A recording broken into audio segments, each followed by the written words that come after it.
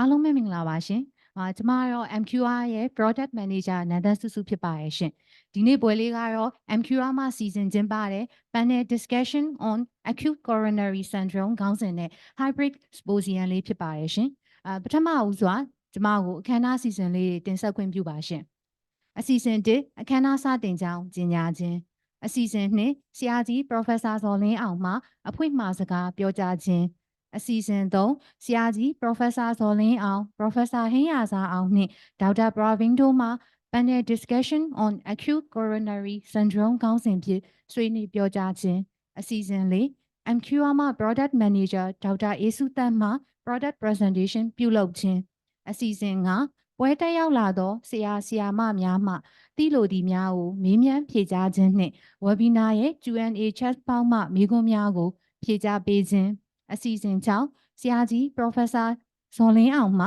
အပိတ်မှာစကားပြောကြားပေးခြင်းအစီအစဉ်9 MQR ရဲ့ Country Manager မှဆရာကြီးနှင့်တကွတက်ရောက်ပေးပါသောဆရာဆရာမများကိုကျေးဇူးတင်စကားပြောကြားခြင်းနှင့်အခမ်းအနားပြီးဆုံးကြောင်းကြေညာခြင်းတို့ဖြစ်ပါရဲ့ရှင်ယခုအစီအစဉ်1အရာ MQR မှစီစဉ်ကျင်းပတဲ့ Panel Discussion on Acute Coronary Syndrome ခေါင်းစဉ်ဖြင့် Hybrid Symposium အခမ်းအနားစီစဉ်စတင်ကြောင်းကြေညာအပ်ပါရဲ့ရှင်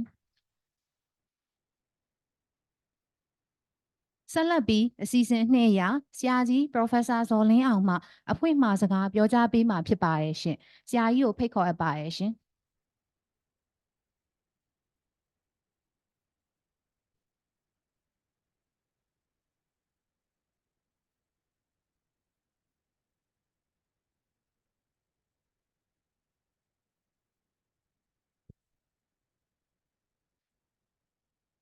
Good afternoon, ladies and gentlemen.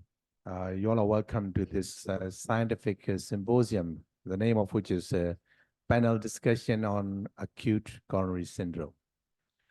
I'm really proud to be here, working as a moderator in this panel discussion.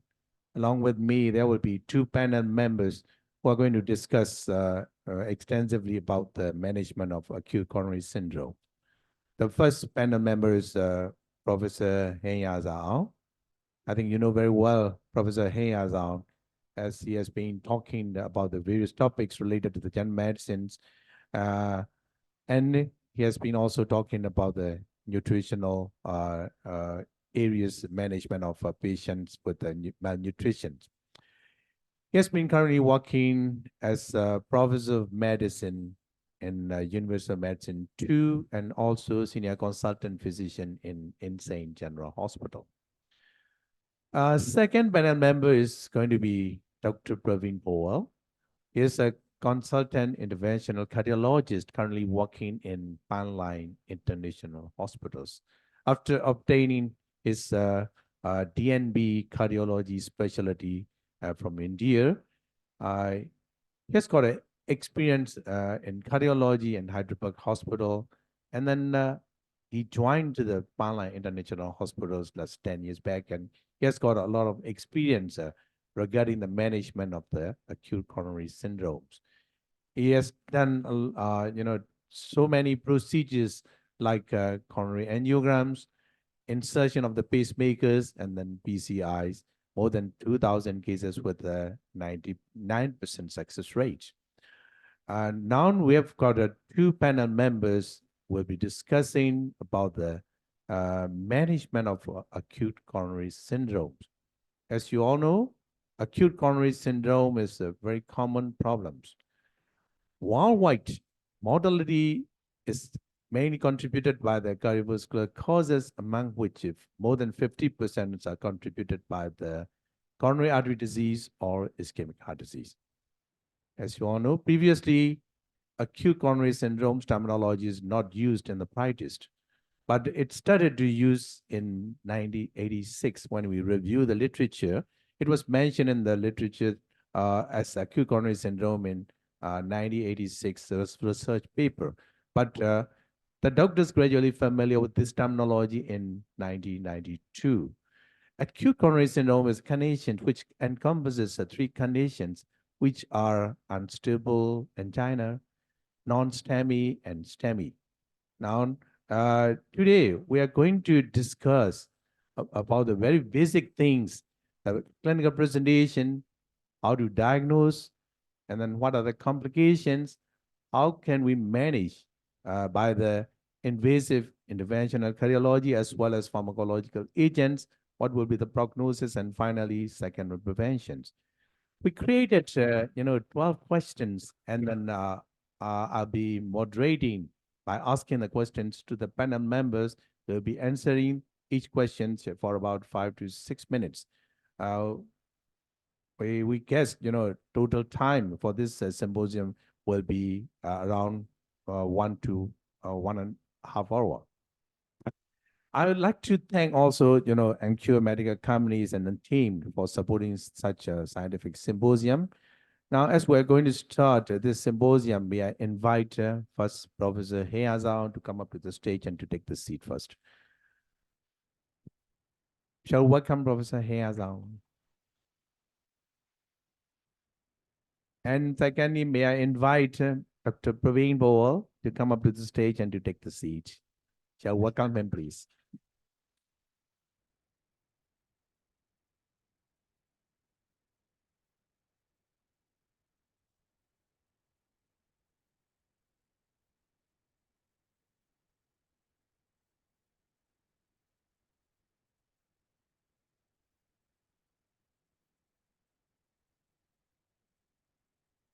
Now we're going to start our panel discussion.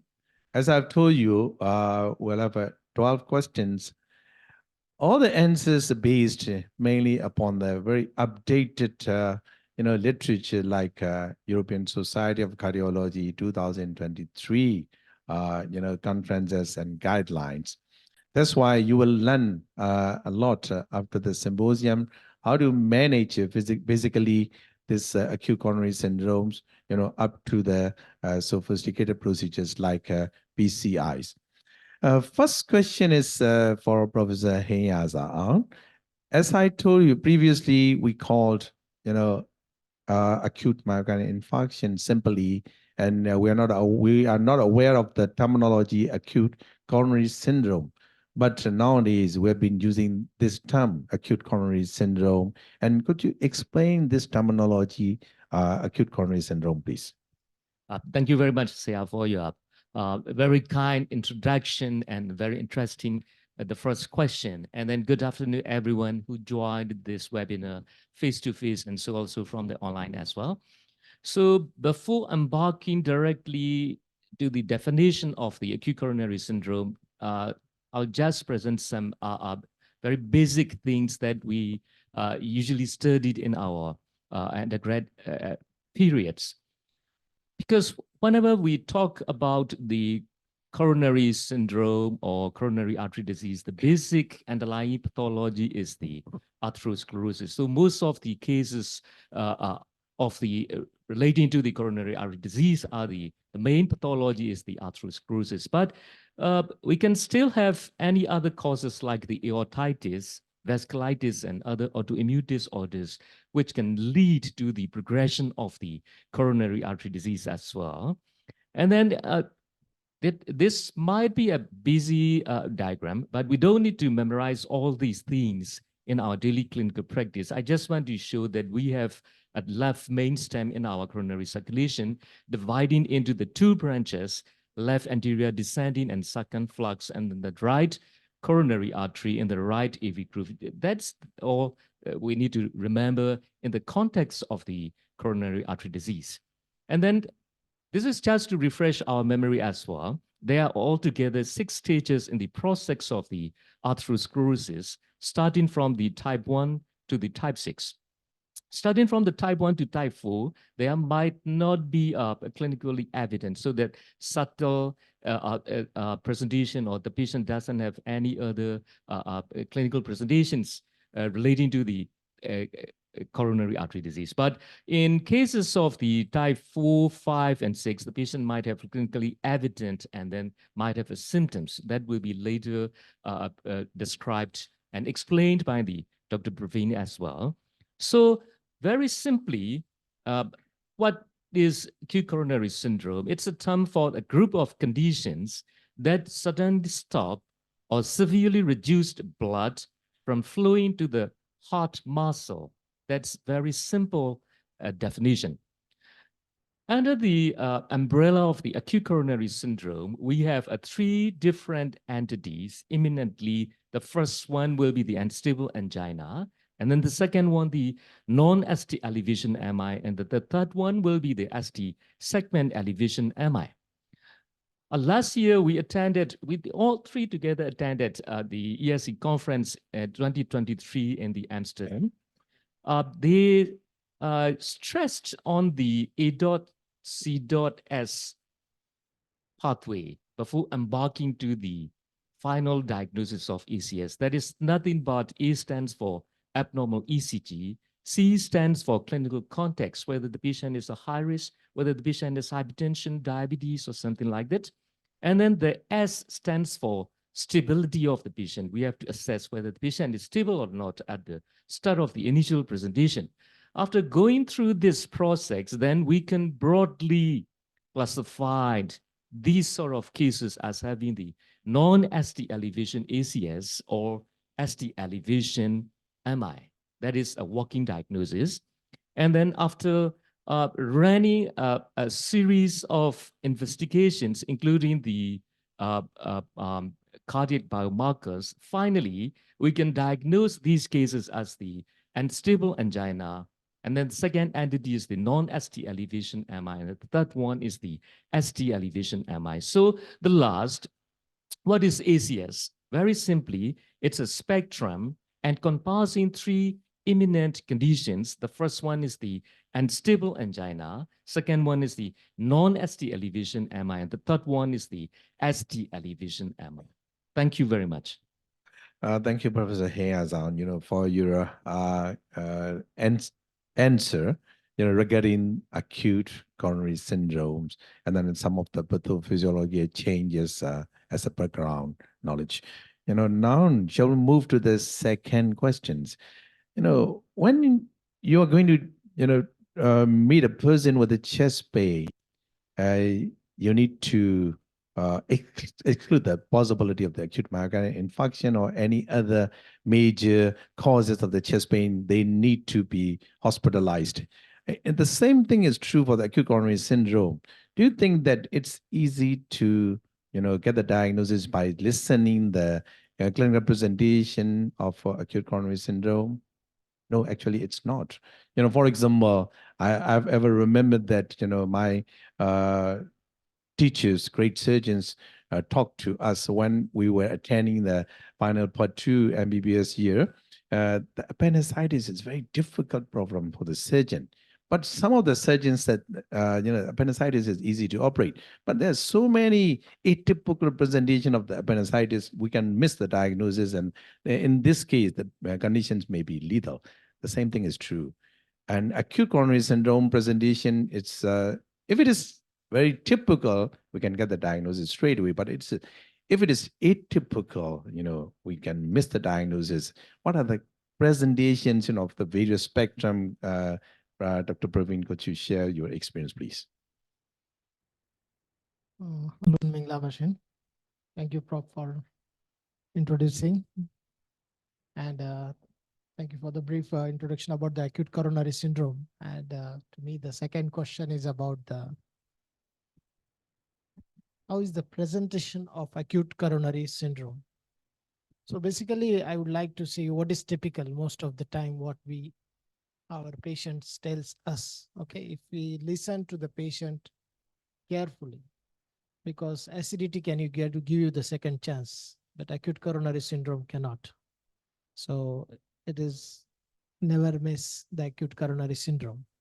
So as a spectrum, it can present at any age, okay, from 30 to 90.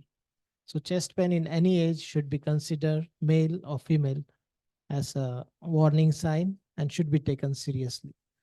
So the acute coronary syndrome, that can be the symptom free. They just come walking as a short of breath. It can present most of the times with the chest discomfort. And sometimes patient can just be broad dead or cardiac arrest in the emergency, or it can just present with the arrhythmia, like ventricular tachycardia or ventricular fibrillation. So as ESC has given the big spectrum about the acute coronary syndrome, it has divided into the clinical presentation. As I mentioned, it can be from asymptomatic to the chest pain, to the cardiogenic shock, or in the form of arrhythmias. As per the ECG is concerned, you cannot just rule out the acute coronary syndrome on the basis of normal ECG. There can be the normal ECG. There can be the mild STT changes. There can be the significant ST segment elevation, or they can be presented with the complete heart block or any tachyarrhythmias. So depending upon the ECG changes and symptoms, we divide them as unstable angina, non-STEMI, or STEMI. And we did the troponin to confirm the diagnosis of the acute coronary syndrome. And depending upon that, we can classify it as a non-STEMI, STEMI versus unstable angina. So let's see what is the typical presentation of the acute coronary syndrome. In 80% of the cases, there will be the retrosternal chest pain. Retrosternal, heart is not on the left side. Okay, it is just in the center, retrosternally, mid of the chest, which is crushing type, okay, or pressing type. It's just like something is holding you on the chest, okay, and it lasts for a few minutes and then goes off, okay. So the heart pain is not continuous, not like continuous pain 1 hour, 2 hour, not like a muscle. It lasts for 2-3 minutes, then it goes off. So it is like dying and coming. So, and it may vary with the intensity when we walk or when we lie down. And it is associated with the significant symptoms of acute shortness of breath, means mola, Jimbaola, both are in combination. And the pain is like never felt in a life, something different. You come to hospital that no, it is nothing like a common pain. It is something different which is happening to me. And that brings the patient to the hospital. And means that is associated with the impending doom. Patient is anxious and can associated with the nausea and vomiting because of the hypoxia and the vasovagal activities increase. So these are the common symptoms which may present in the group. So most common is chest pain. Another is dyspnea, nausea, vomiting, palpitations, and sometimes the epigastric pain. So most of the times elderly patients which are diabetics, they may don't have the chest pain because of the neuropathy. They may come just with the short of breath or syncope. So these are the sites I'm mentioning you which are showing the dermatonal distribution where it is typically radiated. It's like a center of the chest or in the at the thigh region, at the neck, like choking, or in the center of the chest or a left shoulder, or at the bilateral medial side of the arm, or at the back, just like pulling of the back muscle. Where it is not there, it doesn't go above the chin. Okay. So most of the times above chin and below umbilicus, the cardiac pain is not radiating. And it doesn't radiate to the tip of the fingers. Okay. So these are some differentiating points. So if the pain is going thone chine and it is going up to the tips of the fingers, so it is mostly about cervical spondylitis. But in this spectrum, you should see, okay, this patient is young, male, female, no risk factors. If the patient is having like 65 male, smoker, diabetes, hypertension, and the pain, wherever it is radiating, you should consider it as a cardiac.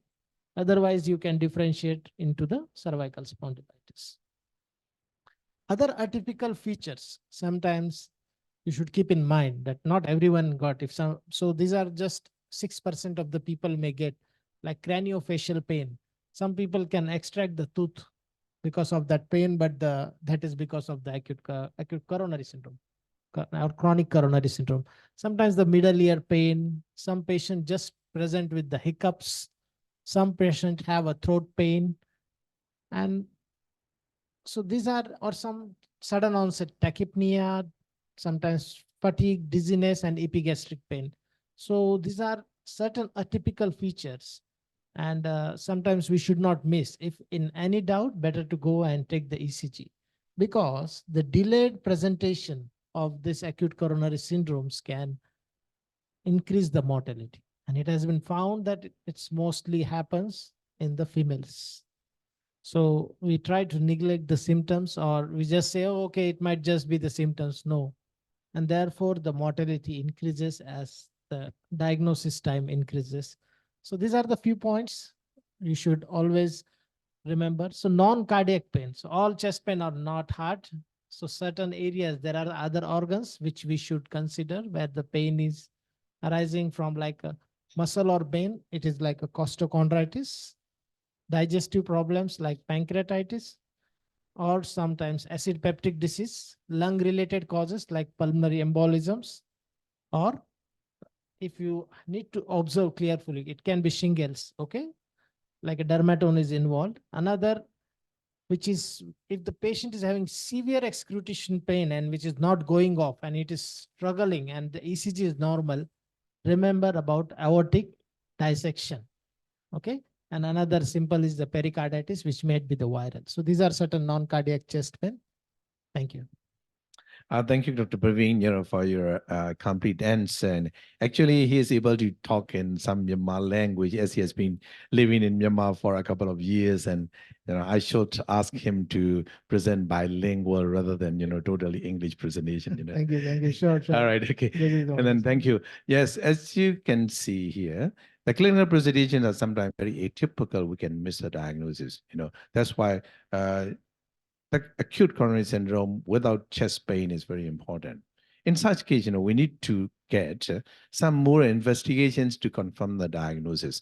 For example, if someone is having no chest pain, but if he or she has multiple risk factors like obesity, diabetes, smoking, alcohol drinking, and sedentary lifestyles, we need to go on to do some more investigations to confirm the diagnosis. Professor Yarzar, in such case, how can we diagnose acute coronary syndrome by doing some investigations, please? Yeah, thank you very much, Sia. Previously, Prof also mentioned that it's very easy to get the diagnosis in the theory or literature, but in our daily clinical practice, it's not that easy one. Here we can divide into two categories. The first one will be for the unstable angina and non-ST elevation MI diagnostic pathway, and then the second one for the ST elevation MI. So let's start with the first criteria. So you may also remember in our first presentations that the ECG is the very basic investigation to get the proper diagnosis of acute coronary syndrome.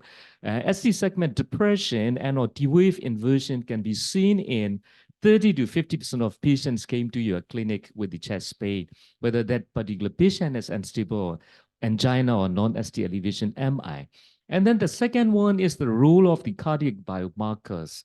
Because we have two entities. The first one is the unstable angina, and then the second one is the non-ST elevation MI. If in that particular patients, if the cardiac biomarkers are increased, then that should be the non-ST elevation MI. So the first thing is your simply ECG, and then the second one is to proceed with the cardiac biomarkers to get the diagnosis of the unstable angina and non-ST elevation MI. Here you can see a series of ECG changes in unstable angina and non-ST elevation MI. You might have been seen a T-wave inversion or ST depression, but some weeks later it can be normal. So that's why Professor Dr. Praveen mentioned that normal ECG doesn't rule out any sort of the coronary events. And then the second category is for the ST segment elevation MI.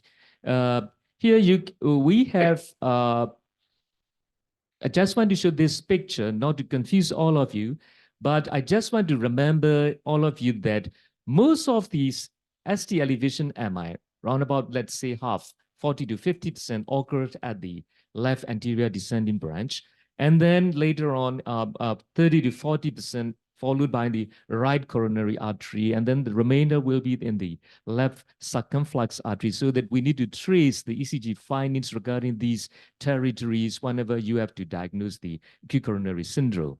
So what about the ECG changes in ST elevation MI? Very simply, total occlusion produces ST segment elevation very significantly. And then most patients with ST segment elevation develop Q waves in later hours. Here you can see the difference between the ST segment elevation MI. If all the total myocardium is occluded and involved, then it will create the very significant and prominent ST segment elevation that it's seen in this picture as well. And then here you can see a series of ECG changes after the ST segment elevation MI in acute stage, hours after event, day 1, day 2, and then days later and weeks later. After that, we can see the Q waves in that ECG changes. So what about the role of cardiac biomarkers in the diagnosis of ACS? It's very important to know the values and beauties of these cardiomarkers to diagnose the ACS. Simply, we have 4 cardiac biomarkers. The first one, namely, is the myoglobin. Second one is the CKMB. And the third one is the cardiac troponin I and troponin T. Whenever we talk about the troponin in recent days, that definitely means that it's a highly sensitive cardiac troponin. Here you can see the cardiac, regarding the cardiac specificity, troponins are much better than the CKMB. And then temporal profile, you can see that troponins are much better than the CKMB and myoglobin as well. And then again, in this picture, you can see the beauty of the cardiac troponin, especially in patients with the ST segment elevation MI. It will rise sharply within 1 to 2 hours, reach to the maximum. After that, it stayed there up to the 7 days, so that you can miss the diagnosis of ACS even after day 7, after the initial event. That's the beauty of the cardiac troponin T in comparison with the other cardiac biomarkers.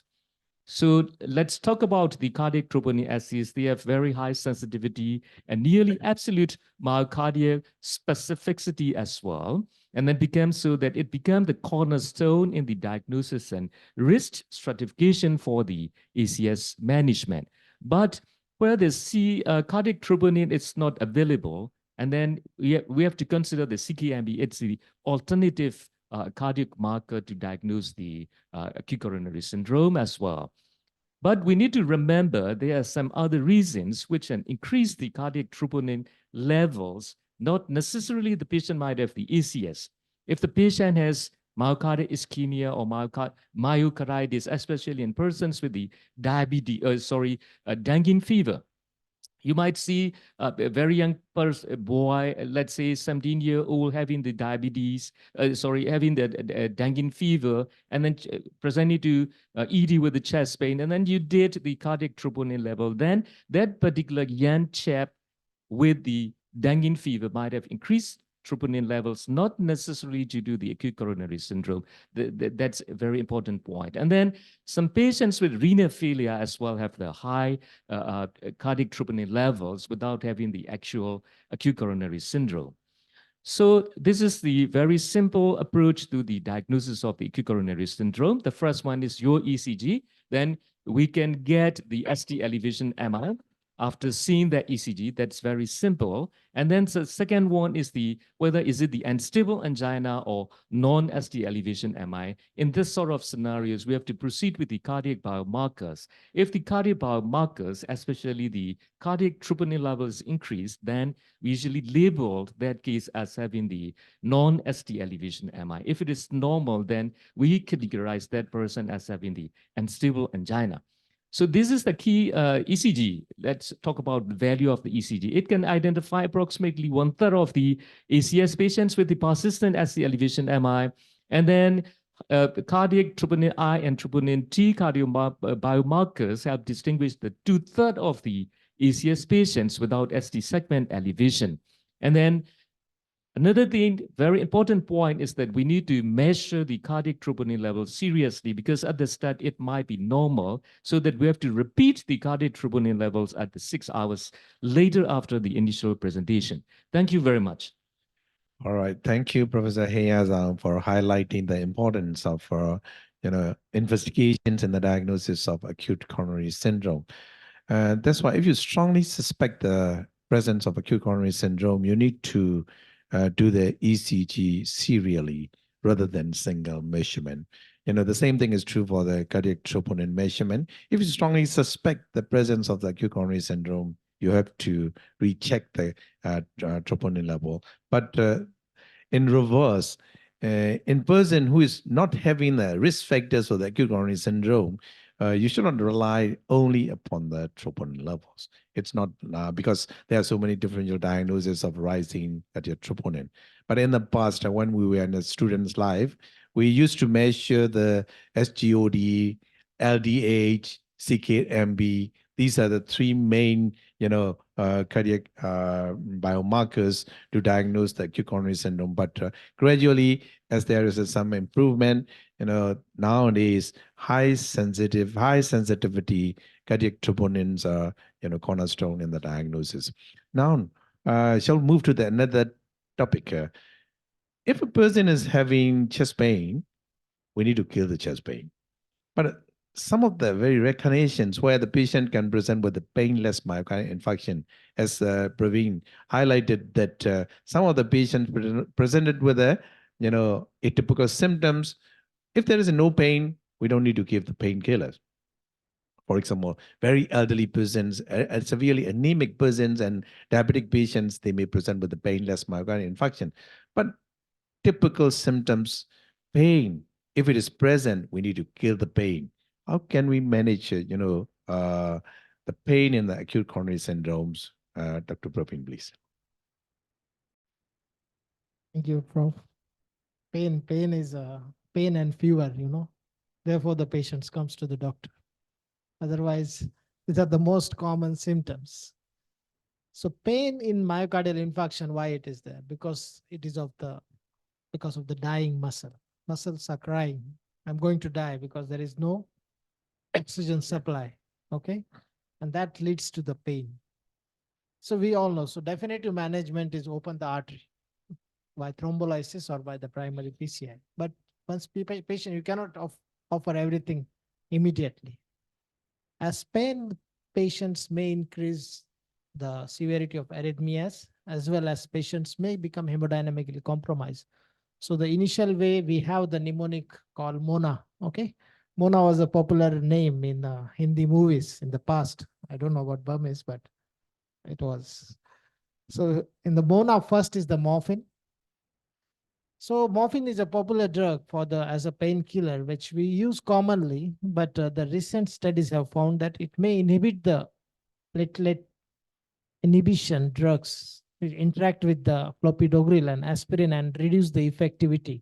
So it has been pushed down to the class 2B. But still, as an effective painkiller, when patient is in the pain and in the heart failure, morphine is a choice. So at that time, please give 1 milligrams. Don't go for the Western dose 5 milligrams. Okay. Please, just 1 milligram is sufficient. If you give 5 milligrams, it's like a general anesthesia to the patient. Will not talk to you. So just go with the gentle dose when you are using morphine. Please watch for the hypotension as well as asthma. But during morphine, please give the antiemetics like osetron or ondansetron and pantocid, because patient may throw up. This throwing up not only will affect the patient, but it will throw up the antiplatelets which we had given. So as a routine medication, when you are giving the antiplatelet statins as a bolus dose, kindly give and morphine, we can give the osetron and pantocid. So that is one of the things. So second is the oxygen. Yeah, oxygen is definitely, if we have to show the patient is sick, we have to give oxygen. But oxygen, in the 2 trials, it has been found in avoid and detox that oxygen should only be given if the saturation falls below 90. Okay. Above 90, it has not been found to the beneficial. Otherwise, it will cause the free radical injury. So whenever the patient has the saturations below 90, patient is struggling to breathe, that means patient is in heart failure. Oxygen supplementation will definitely reduce the burden and as well as the pain. Simple drug to treat the pain in acute ACS is the nitro. Cheap and simple. Okay. First, as soon as patient comes, give the stat medications, you diagnose, you give the nitrol tablet, ask him to crush sublingually, okay, or he can just chew. And that, if the pain is relieved, you're sure that it is because of acute myocardial infarction. Whatever is the AMI, you can repeat 2 or 3 tablets, not more than 3 or 4. Or in the injectables, if it is available, you can give 100 max bolus, but you have to dilute that 1 ampoule in 500 ml NS. So simple way is the crush the tablet and put it in the mouth. And you know those common side effects like headache, dizziness, flushing, hypotension, or sometimes the syncope. Okay, better the patient is lying down when you give the nitro. Okay, at some people they are shopping in the mall, they get the chest pain, they take the nitro. Okay, and then they fall down. So just whenever they are out of the hospital, please be seated when you are taking nitro, because of first dose hypertension is very much problematic, but it is the best drug. Okay. Another, we have the safe drug, which is commonly used now and it's available. It's a fentanyl. So you can use around 40 to 100 max of fentanyl, which doesn't affect the platelet inhibition. And nowadays it is commonly used, and the ticagrelol, the COMET trial, has been approved that the fentanyl is safer than the morphine in patient with acute coronary syndrome. And definitely the antiplatelet aspirin will reduce the mortality by 23%.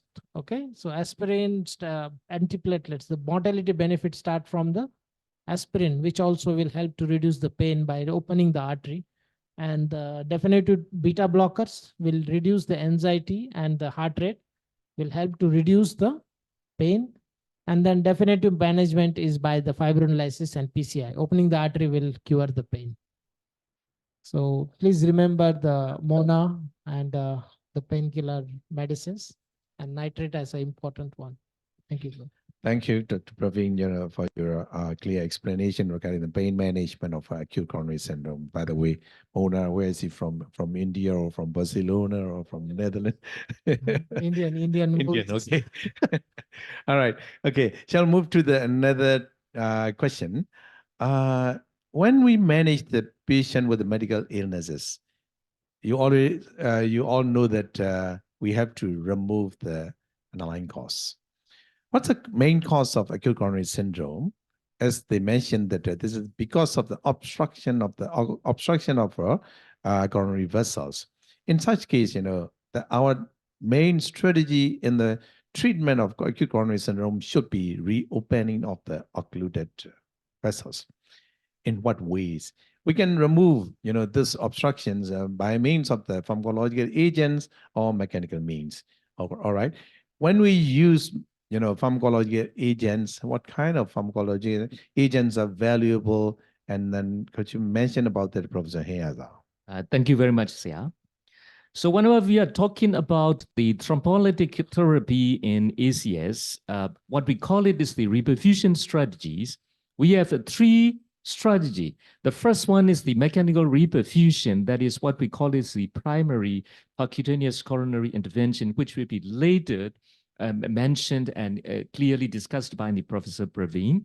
And then the second one is the pharmacological reperfusion. It can be carried out in pre-hospital setting in other Western societies and some Eastern societies as well. And then commonly in our society, that is the in-hospital thrombolysis. And then the third one is the pharmacoinvasive therapy, that is the thrombolysis followed by early angiography and mechanical intervention if there is clear indication there. So before embarking to the thrombolytic therapy, I just want to show this picture just to memorize regarding the classes of recommendations and level of evidences, which will be discussed later in our presentation. Here, class 1 will, whenever we labeled the item as a class 1, it's clearly recommended and indicated. And then class 2A is should be considered. Class 2B will be the may be considered. And then class 3 will be it's not recommended. We have to memorize these things first. So let's talk about the reperfusion strategies and management of the ACS. So if the event is between 3 hours after the onset of the ACS, then the primary PCI is the class 1A recommendation, very clearly mentioned in the literatures. But if the PCI cannot be performed within 120 minutes from the diagnosis, then fibrinolytic therapy is another class 1A recommendation up to the 3 hours after the initial presentation. So what about up to 12 hours? Still have the same thing true. Primary PCI will be the 1A recommendation. And then so also is true for the fibrinolysis as well, up to 12 hours. So that in ESH 2023 guideline, they clearly mentioned about the role of the fibrinolytic therapy. If timely PPCI, it means less than 120 minutes from the onset or diagnosis of the STEMI, cannot be performed in patients with a working diagnosis of STEMI. Fibrinolytic therapy is recommended within 12 hours of symptom onset in patients without contraindications. It's a class 1A. So it's still true up to the 2023 class 1A recommendation up to the 12 hours after onset of the ACS. So the next thing is we have to consider which sort of antithrombotic therapy we have to choose in our patients. These are some good characteristics favoring for the thrombolytic therapy. Actually and practically, it must be rapidly acting, and then it must have a high efficacy, and then low incidence of adverse reactions, low occlusion rate, very easy to administer. That it's very important. If we can give that thrombolytic agent bolus rather than infusion for hours, it's very good one. Very beneficial for these sort of patients, because in the management of the ACS, we usually pronounce as the minutes means muscles. So it must be very rapid action one. So let's see the comparison of these thrombolytic therapies, namely the altiplase, retiplase, and then tenecteplase. Here you can see very clearly that they all have plasminogen activator, direct plasminogen activation activity. But for the fibrin specificity, tenecteplase is the best one. And then dosing, let's talk about the dosing. Tenecteplase, 0.5 milligrams per kg single bolus over approximately 10 seconds. You can give it within 10 seconds because these patients, minutes means muscle. So if can give a very short acting bolus, that's the perfect reperfusion therapy for these sort of patients. Here, this diagram clearly showed the beauty of the tenatic place in the management of the ACS by means of the thrombolytic therapy. We, I think, historically used the streptokinase up to now, because we have some problems with the financial issues. Here you can see if we give the streptokinase for these sort of patients, we have to infuse that streptokinase infusion for 60 minutes to get the most benefit from that. But if we can give the tenactipase within 10 seconds, bolus one, that will be the best option for these sort of ECS patients in the emergency management. That's the beauty of the tenactipase in the management of ECS by means of thrombolysis. So that according to the ESC 2023, when fibrinolysis is the reperfusion strategy, it is recommended to initiate this treatment as soon as possible after diagnosis in the pre-hospital setting or in hospital setting as well. It's a class 1A recommendation. They didn't clearly specify the choice of the thrombolytic therapy, but according to the literature and the experiences, tenactipase is up to now is still the best one. Fibrin-specific agent is recommended. It's a class 1B. And then that's another point. One where we give a tenactipase in these sort of patients, we have to memorize that the age of the patient as well. If the patient is more than 75 years, then we have to give the half dose of the tenactipase. In that scenario, we might be I think worried about the antiplatelet therapy together with the fibrinolytics therapy. But here they straightly and very clearly mentioned that aspirin and clopidogrel are recommended together with the fibrinolytic therapy. And then that's all about the thrombolytic therapy in the management of ECS patients. Thank you. Thank you, Professor Yarzar. You know, as I've told you, we have to give pharmacological or therapeutic agents to reopen the occluded coronary vessels. So this is thrombolytic therapy. In the past, we use streptokinase. After that, we use alteplase, and then finally, you know, tenactipase. As Professor Yarzar highlighted the, you know, some better points or preferable points about the tenactipase, which should have tenactipase in hand for the patients who are not arriving to the hospital, you know, within 120 minutes. And this is a golden period is also important. If person can arrive to the hospital within 120 minutes, the primary PCI is a preferable intervention to remove the occlusion. Dr. Praveen is having a lot of experience regarding the primary PCI in setting up the STEMI as well as non-STEMI. And then I would like to ask this, another question is role of PCI in acute coronary syndromes. Could you share your experience, please? Thank you very much, Prof. I feel a lot of tense people. Don't be tense. We have thrombolytics as well as PCI, okay? So we can manage coronary problems very well, but the stress should be less. So what is the role of PCI? PCI is basically the opening of the artery, okay? Primary PCI, where we had not given the thrombolytics. So it's an immediate treatment for the heart attack or STEMI, okay? The chosen reperfusion, so we can extend from 0 minutes to 12 hours. Up to 12 hours, the primary PCI is indicated, as well as the thrombolytics. So whatever is available early before 120 minutes PCI, if it is delayed, please thrombolyze the patient, because we want open artery.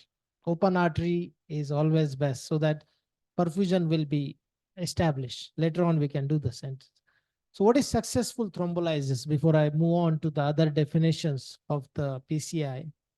So when you thrombolyze the patient, your ST segment should at the end of 90 minutes, okay? Not within 5 minutes or 10 minutes. At the end of 90 minutes, you should have the ST segment settled by more than 50%.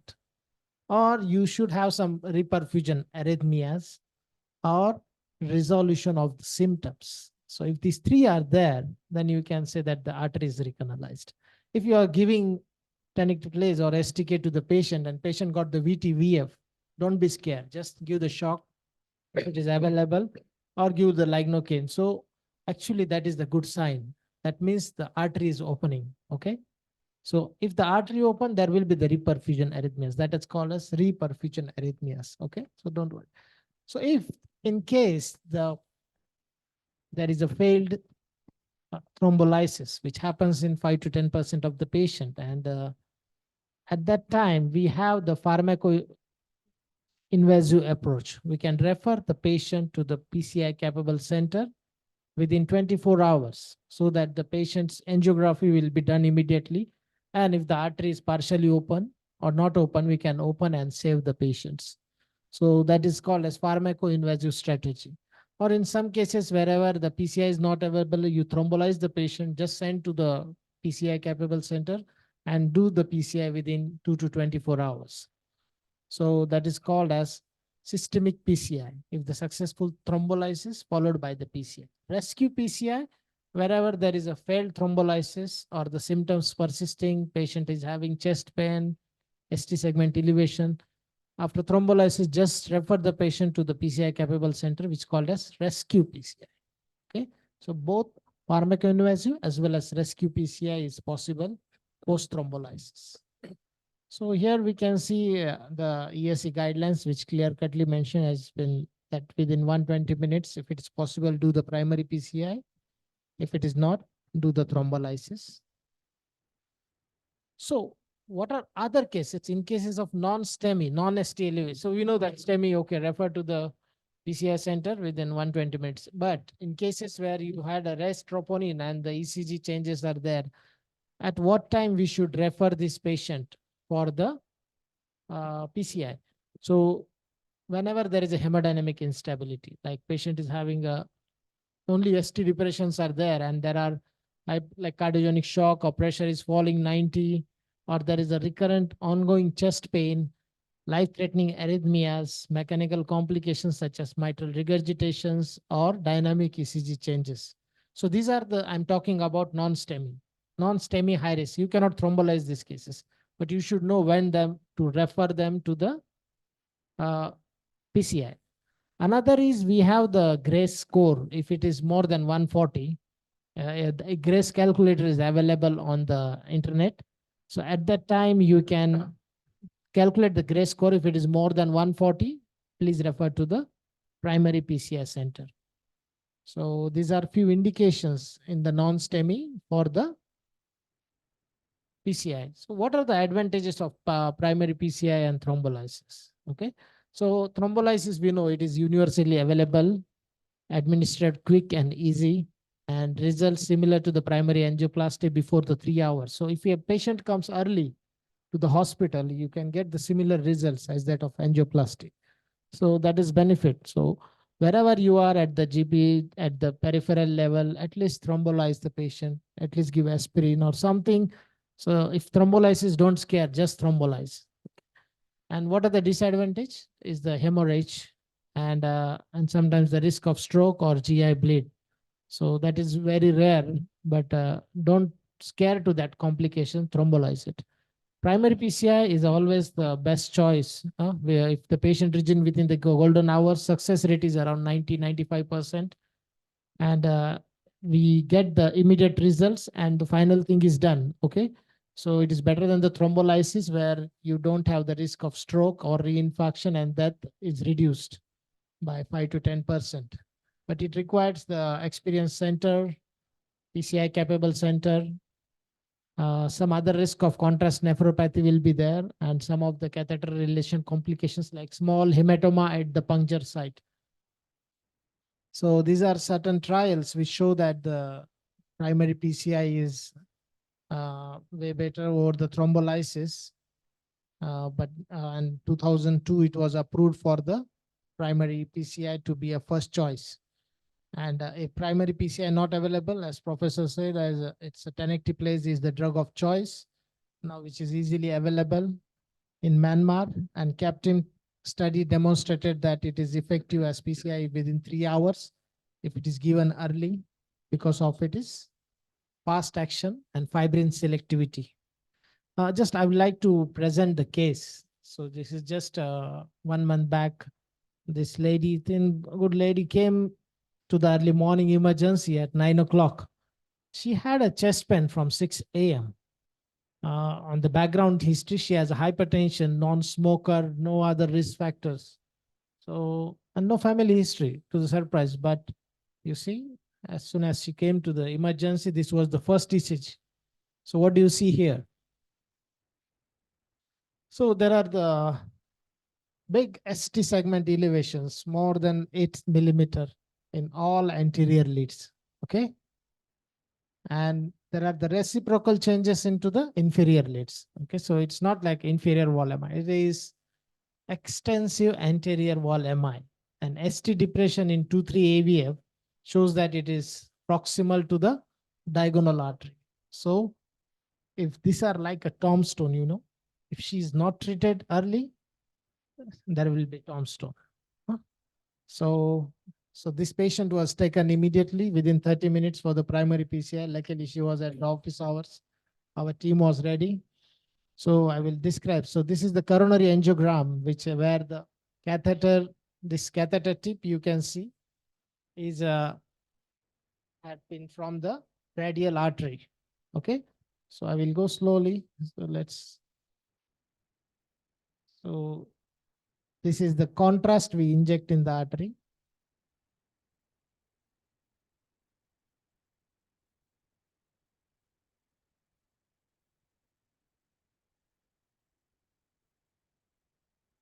Video.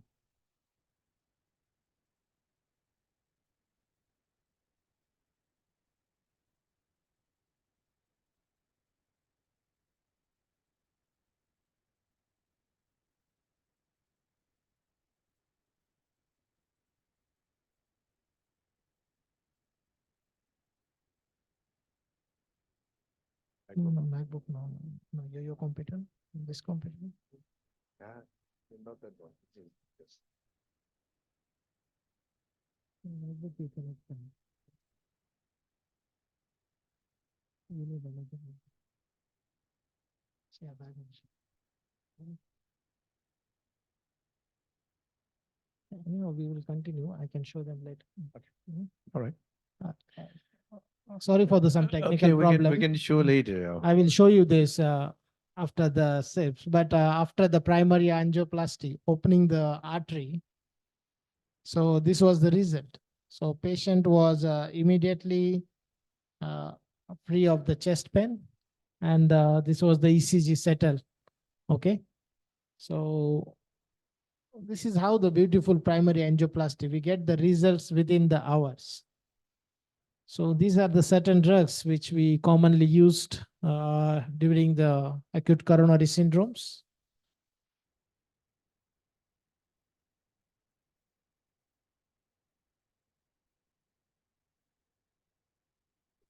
Yeah.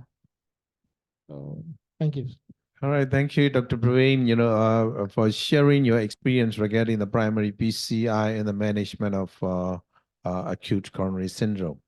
All right, what about primary care doctors or primary care physicians who faced the acute coronary syndrome in your clinic or sometimes in your home visit? Do you have any chance to use medicines, to give to the patient suspected to have acute coronary syndrome? Now we are going to discuss about the pharmacological agents which are useful in the management of the acute coronary syndromes, among which the most important one is beta blockers. Okay, we have talked about the role of beta blockers in various cardiovascular situations in the past, but could you highlight the role of beta blockers in ACS, please, Professor Yarzar? Yeah, thank you very much, Sia. We have been talking a lot about the role of beta blockers in patients with the cardiovascular diseases in the past, because it has many highs and lows in the area of the cardiovascular medicine. So practically, it has very impressive pharmacological properties regarding, can reduce the myocardial oxygen demand by decreasing myocardial contractility, heart rate, and elevated blood pressure. And then at the same time, it can also increase myocardial oxygen supply by improving coronary diastolic perfusion. So it's a very novel one to combat the cardiovascular diseases in our daily clinical practice. So what about the consensus and then trials? It was prescribed in Journal of American Cardiology in 2019 about the role of beta blockers in cardiovascular diseases. Let's start with the heart failure, because it's very clearly mentioned that in patients with heart failure with reduced ejection fraction, beta blockers reduces mortality definitely, and then it can also reduce the hospitalizations as well, so that it's very straightforward recommended beta blockers in patients with heart failure with reduced ejection fraction. But the scenario is a bit different for those persons with heart failure with mid-range or preserved ejection fraction. They still have need to proceed RCTs at that time, whether this one should be the best option for these sort of patients. So regarding the ACS management, in pre-reperfusion era data, beta blockers reduces mortality of ACS patients. And then it can also reduce the reinfarction rate as well. But whenever we talk about the role of the beta blockers, we have to choose the patients wisely and judiciously whether that patient deserves the beta blockers or not, because there are some limitations for the use of beta blockers in some patients. Let's say patient might have increased risk of the congestive heart failure, or the patient might have been in the state of the cardiogenic shock in the context of the acute coronary syndrome. So in this sort of scenario, beta blockers should not be used as an instantly. And then long-term, what about the long-term effect of the beta blocker after the ACS? It can also reduce the mortality that was in the pre-reperfusion era data. A lot of RCDs are waiting for that scientific evidences to be confirmed. So now, in 2023, European Heart Journal or ESC conference clearly mentioned about the role of beta blockers in the management of acute coronary syndrome. The first one is very clear message that, like in previous presentation, beta blockers are recommended in the ACS patients with ejection fraction less than or equal to 40%, regardless of the heart failure symptoms. It's a class 1A recommendation. We can choose evidence-based beta blockers. There are 3 evidence-based beta blockers in our cardiovascular medicine. The first one is the carvedilol, second one is the bisoprolol, and the third one is the metoprolol.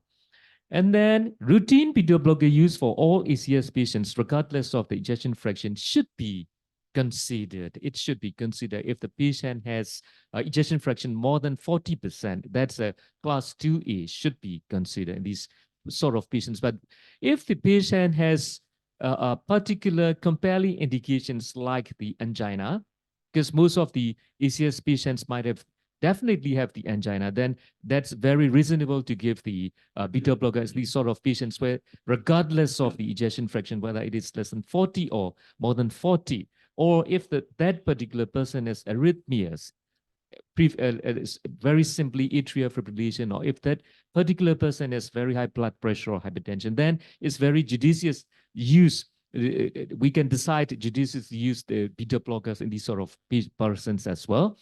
So in patients with atrial fibrillation and ACS, IV beta blockers are recommended when rate control is needed in the absence of acute heart failure or hypertension. It's a class 1C recommendation. And then the same thing happened for patients with the ventricular tachycardia or ventricular fibrillation unless contraindicated. And then that's all about the recent updates regarding the use of beta blockers in persons with ACS. Thank you very much, sir.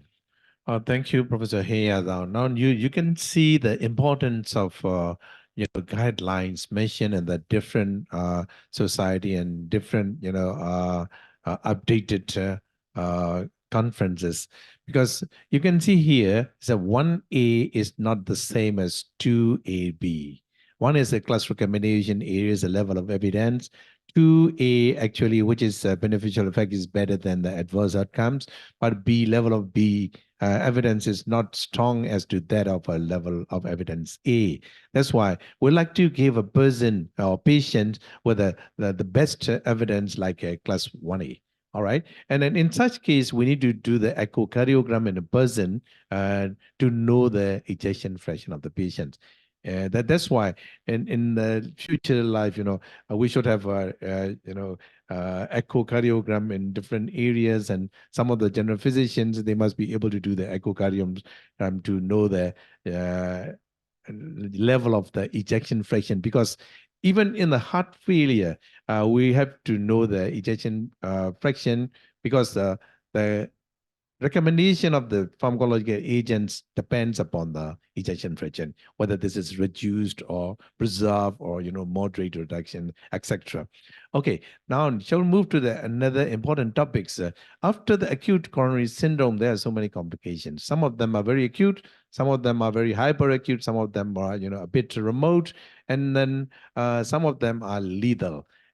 Those complications should be known by the primary care physicians as well as specialists in the future management of the patient with acute coronary syndromes. Dr. Praveen, could you share the different complications of the acute coronary syndrome, please? Prof.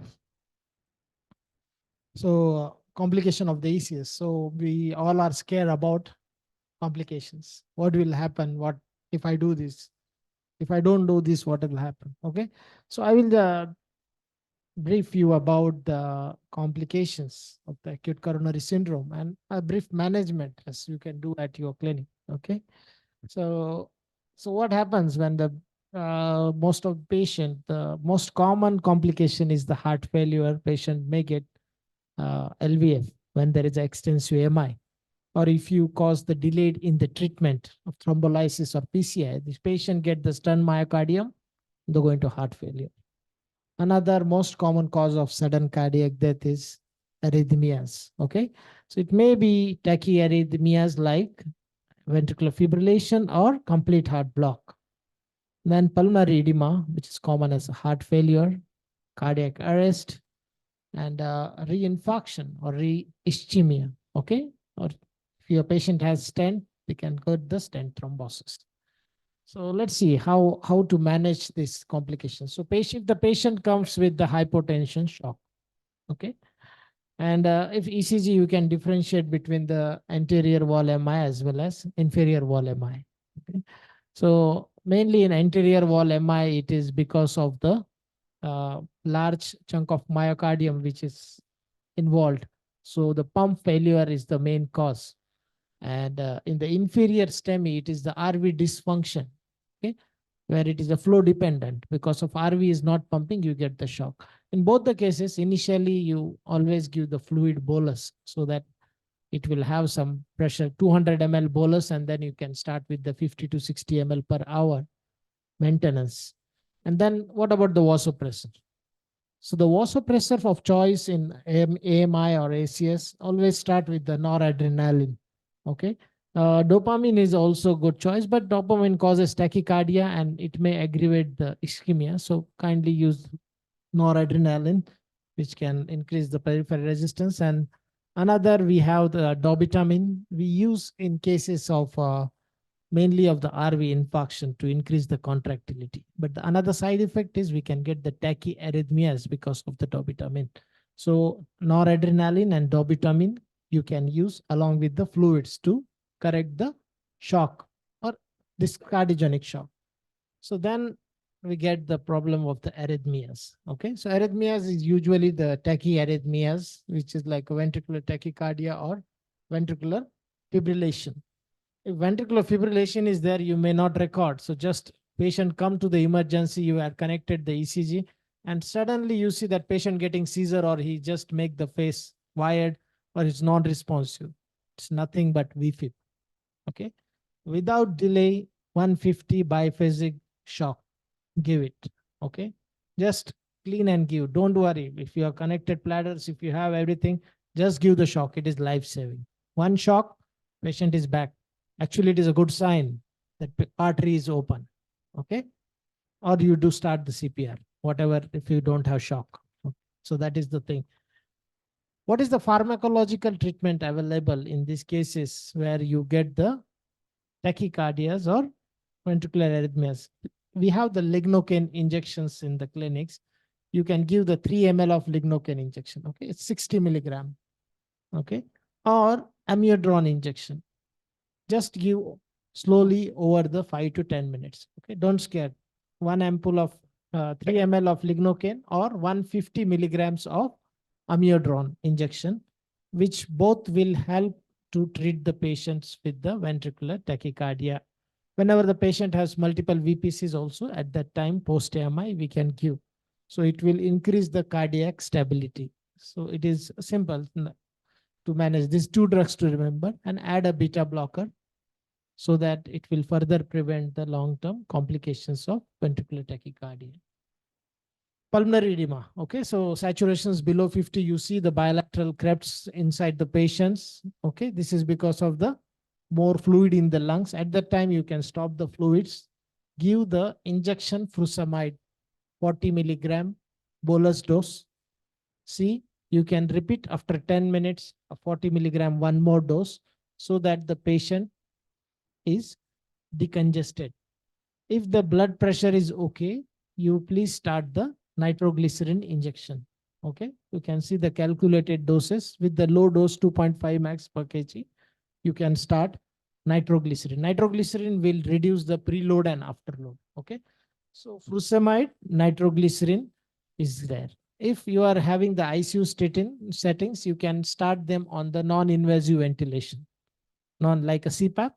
You just put, it will flush out the fluids from the lung, and then it will relieve the symptoms. And the best way in this case is to revascularize the patient. Another is the bradycardia. You most of the time expect it that when you are thrombolizing the patient for the inferior STEMI, please keep injection atropine 0.6 mg besides your table. If the patient get heart rate below 40, just give bolus 0.6 mg and flush it with the water, okay, 10 cc.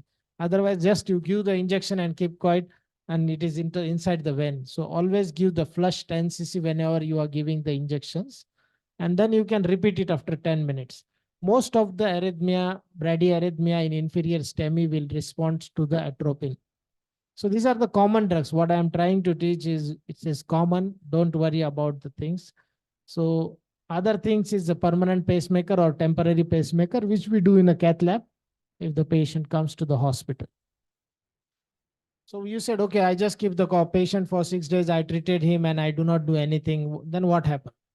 At the day 6 or day 7, there will be the mechanical complications, because the artery which is involved, the muscle which is dead, is going to give away sometime. Okay, 1 to 2% of the people we will get the pericardial rupture, or you can get the ventricular septal rupture or caudal rupture. At that time, patient may have the sudden cardiac arrest, or patient may go into the hypotension shock, or patient may have the severe heart failure.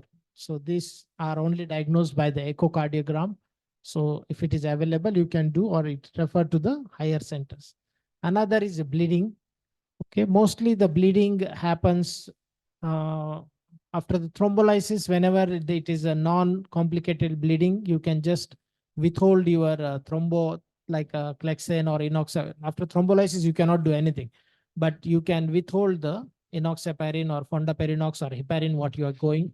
So the bleeding will automatically control. If it is compressible, compress it. Post PCI, we may get the femoral hematoma or the radial hematoma, which can be managed by holding the anticoagulation or giving the blood transfusion. Thank you. Thank you, Dr. Praveen.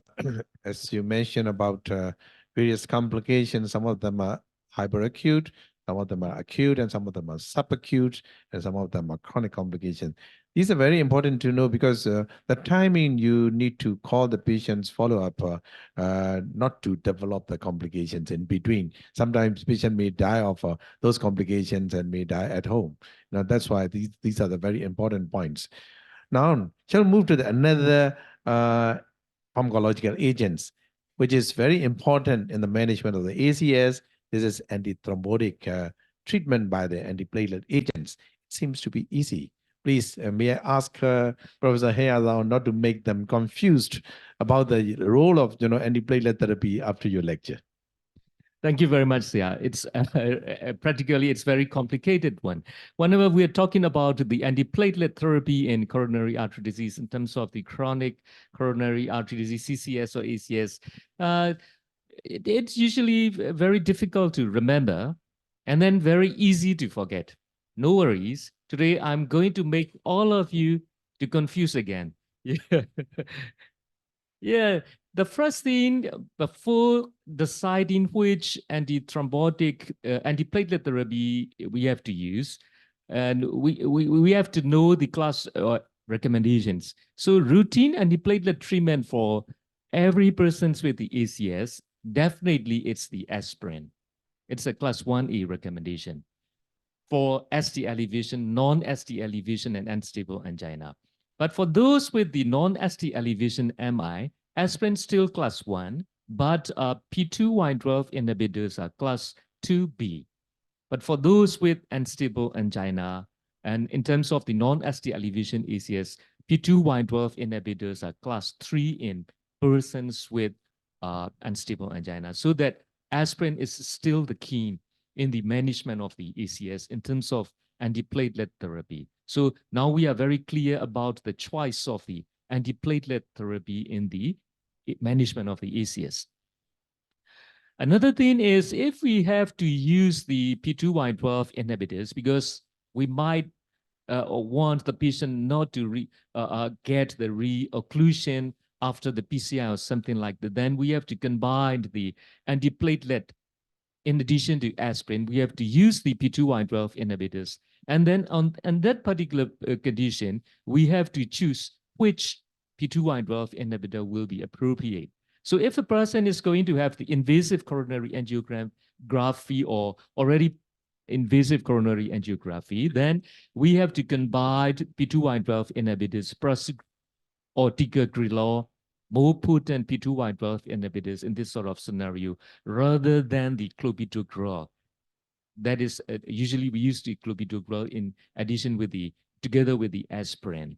But if the prasugrel and ticagrelor are unavailable or contraindicated or cannot be tolerated or cost issue, because we have to consider the cost issue in our country, then still clopidogrel is the class 1 recommendation there, so that we still can use the aspirin plus clopidogrel for those persons undergoing invasive coronary angio or after invasive coronary angiography.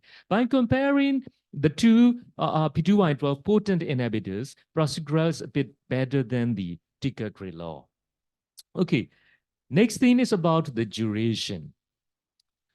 So default dual antiplatelet therapy for the ACS is 1 year, aspirin plus P2Y12 inhibitor. Prasugrel or ticagrelor better, but clopidogrel is still usable. So it's a class 1A recommendation, 1 year dual antiplatelet therapy. And then after 12 months of the ACS, then we have to continue with the aspirin. It's a class 1 recommendation. But the scenario, we have to consider another scenarios in persons with a high risk of bleeding. So can we stop dual antiplatelet therapy earlier than 1 year? Yes. If the person has very high risk of bleeding, and then after 1 month of dual antiplatelet therapy, then we can stop P2Y12 inhibitors and then continue with the aspirin, or we can stop aspirin and continue with the P2Y inhibitors. But if that particular person has, on the other hand, high risk of bleeding, but on the other hand, that patient also has an increased chance of re-occlusion or rethrombosis, then we can use dual antiplatelet therapy up to 3 months or up to 6 months after the initial ACS event, so that we can stop after 1 month, 3 months, or 6 months. Practically or typically, it must be given 1 year, but we can stop at 1 month or 3 months or 6 months according to the patient's perspectives as well. So another strategy, if we used the potent P2Y12 inhibitors as a combination for the DPT, then we need to de-escalate that antiplatelet therapy. If we use aspirin and clopidogrel or aspirin plus ticagrelor at the start of the story, then we have to stop that potent P2Y12 inhibitor and switch to less potent clopidogrel in addition to aspirin in that sort of scenario. And that's all from me about the antiplatelet therapy. Thank you very much. Thank you, Professor Yarzar. You know, when you hear the role of antiplatelet in the management of the ACS, it seems to be easy. Because in the past, we know only with the aspirin. You know, and after the introduction of the P2Y12 inhibitors like clopidogrel and others, you know, we have to consider the use of those drugs in the management of the ACS. After that, what about combination? Yes, aspirin plus P2Y12 inhibitors. And then how many months should we give? There are so many questions we have to answer. That's why the role of the antiplatelets dual therapy should be individualized, depending upon the risk of bleeding and risk of reocclusions. That's very beautiful strategy in the management of role of platelets in acute coronary syndrome. Now, shall we listen about the prognosis? Okay, once a patient has developed acute coronary syndromes, the attendants of family members, they would like to know whether their patient is going to be okay or not. And then depends upon so many prognostic factors, we have to explain the patients and relatives that this is not very good, this is good, and this is better. And those are the important things when we are dealing with the patients with acute coronary syndrome. And could you share about those prognostic factors, Dr. Praveen, please? Thank you, Prof. Prognosis is very important, but until we finish the 9 questions, so you understand that early the treatment, less the bad prognosis. Okay, so time is the muscle. So as soon as you reach, earlier you reach, more you are going to save your life and have a good prognosis. Another, we have the risk calculator shown. If patient comes to the hospital and we know that whether how he's going to behave. So we have the GRACE risk score, which is available online. Just put that score. If it is going more than 140, the prognosis is going to be bad. At that time, refer immediately the patient to the higher center or shift to the ICU and give the high-end care, revascularization, antiplatelets, anticoagulant, beta blockers, and antithrombotics. So what includes age? If age is more than 75, is a bad prognosis. Heart rate, tachycardia is very bad prognostic center. If heart attack patient is having heart rate more than 100, and with that, your blood pressure is going to be below 100. It is going to be a very bad prognosis. You should be intervene very fast. Then renal function, if it is deteriorating, which is called as acute cardiorenal syndrome, type 1, where because of the cardiac dysfunction, renal get affected. Patient is in heart failure, and there are persistent of the ST changes, or patient had a out of hospital cardiac arrest and then revived, and the markers of the heart attack like troponin T are persistently elevated. These all combine to have the bad prognostic. So basically, on a clinical setting, you can say high heart rate, low blood pressure, and heart failure has a bad prognosis. So if the score is high, kindly refer and revascularization. Among the STEMI and non-STEMI, okay, STEMI always had a bad prognosis. The study has found if STEMI should be treated at the emergency. Non-STEMI also has a bad prognosis if they have the high GRACE score, but most of the non-STEMI have the triple vessel disease, so they have got the slow blockages, so we can manage. Mostly they go for the bypass surgery because they have the multiple blockages and slow. STEMI patients usually have the single or second artery, which is stentable, so earlier treatment is mandatory. This is the CLIPS claps, might be we had done in the in the medical school, but it's like for the heart failure. So if the CLIPS class 1, there is no heart failure, patient had a good prognosis. Class 2, up to the mid zone of the Krebs and Reds are up to the mid zone. Class 3, above the mid upper zone, the bilateral Krebs up to the whole lungs are flooded. And class 4, there is a creps are up to the mid zone and the patient is in shock. So why it is important clinically, no? So let's stick to the clinically, because if it is in class 1, mortality is 2.8. Class 2, it is 8.8. Class 3, it is 14.4. And by surprisingly, if the patient has shock and heart failure, it is 81%. Okay. So simply you can prognosis your patient, and you should think whether you have to keep here or refer, or you have to give very aggressive treatment by putting him on the ventilators and putting IBP, inotropes. So earlier you treat is better. More you delay is wrong. And depending upon the artery involved, we know that the anterior wall MI has a bad prognosis as compared to the inferior MI. So it may be anterior LAD has the bad prognosis as compared to the RCA and circumflex. So some high risk AMIs, I just want you to highlight so that once sometimes, so this is a QRBB AMI, okay? 50% mortality if treated. In spite of treatment, 30% mortality, because this is almost involving the ostium of the left artery, LAD. Okay, so it is cutting off the septal branch, therefore it is causing the RBBB. They go into the complete heart block shock very frequently. So this is very bad AMI, usually having smokers and high cholesterols with the uncontrolled diabetes. Okay, so this ECG, sometimes you may feel, oh, what is this? Is non-STEMI, simple non-STEMI. No, this is not simple non-STEMI. When there is a diffuse ST depression in all leads, and you find there is a AVR mild ST elevation, so that is warning sign, that is left main. Okay, so do early revascularization and send for the bypass surgery. Okay, this I shown you the lady, other lady ECG, like it is a tombstone ECG. Tombstone means this patient, if not treated, having the tombstone on the grave. So this is, so these are certain findings. No, this is a Prof. And we discussed last time that these are the very high risk ECG. Just first ECG, you see there is a ST elevation in one AVL. There is only the diagonal branches involved. My friend's mother expired because just this artery was involved and it was neglected.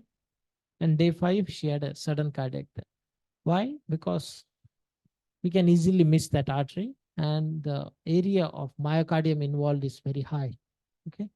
Another is a D Winter's presentation, where it is just look like a ST depression and tall T waves. So sometimes you may miss whether it is AMI or not, but it points out to the anterior wall AMI. Another, I told you, the AVR elevation is a left main artery. This is the valence sign where there is a T wave invergence in V1 to V5. It is a impending LAD occlusion. That is not frank AMI, but your LAD is 99% blocked. So that is the time to refer. So these are the few ECGs or ST depressions in the anterior leads, maybe of the posterior MI. Sometimes you miss as just non-STEMI, but it might be the STEMI. So that is, so these are common miss and dangerous ECGs I explained. Thank you. Thank you, Dr. Praveen, highlighting the prognostic factors in acute coronary syndrome. Actually, we need to inform to the family members about the, prognosis of the patients. We normally reassure the patients and patient relatives that it's going to be okay. Even, we know that the prognostic factors are very bad. We used to reassure that actually we should not tell them, like that. We should be telling them that, telling the truth. And that's why it's very important to know the prognostic factors, or which one are bad and which one are good. Okay. And now shall we move to the second last questions, The cause of occlusion in acute coronary syndrome is as a result of atherosclerotic plaques, rupture, and then thrombotic effects upon this ruptured plaque. This plaque is caused by the abnormal lipid metabolism in the body. That's why the lipid-lowering agents are very important in the management of the stable coronary artery disease, as well as acute coronary syndrome, and then future prevention of the further plaque formations as a second prevention. That's why we like to know the role of the lipid lowering therapy. Professor Yarzar, please could you highlight the lipid lowering therapy in ACS, please? Yeah, thank you very much, Sia. I think you all might remember my very first slide, unless you have a recent memory loss, because it's about the pathophysiologic basis of the coronary artery disease, namely mostly due to the atherosclerosis. So behind the scene, that atherosclerosis was caused by the dyslipidemia, as Professor mentioned that. Among the lipids, the most faithful enemy in the cardiovascular medicine is the LDL. So that we need to combat that LDL straight away in the persons with the ACS patient. So we categorize these are the treatment goals whenever we deal with the persons with the ACS. The first one is support healthy lifestyle, and then second one is the pharmacological and cardioprotective measurements, and then the third option might be to reach and sustain risk factors for these sort of ACS patients. Here, we are aiming to have a blood pressure less than 130 by 80 millimeter mercury. And then now we have to remember the 2 digits regarding the lipid lowering therapy in ACS. That is the 55. We have to reduce the blood LDL cholesterol less than 55 in these sort of patients. That's our aim for these patients. So what about the lipid lowering therapy in ACS? If the patient is not previously on LLT, lipid lowering therapy, or in other words, it's a LLD treatment naive patients, then we have to start straight away with the high potency, high dose statin. Among them, we already mentioned about the statins in previous webinars. What does it mean by the high potency and high dose statin? We have to choose between the rosuvastatin and then atorvastatin. There are more beneficial effects of the rosuvastatin over the atorvastatin. That's why we called the rosuvastatin as the superstatin in our daily clinical practice.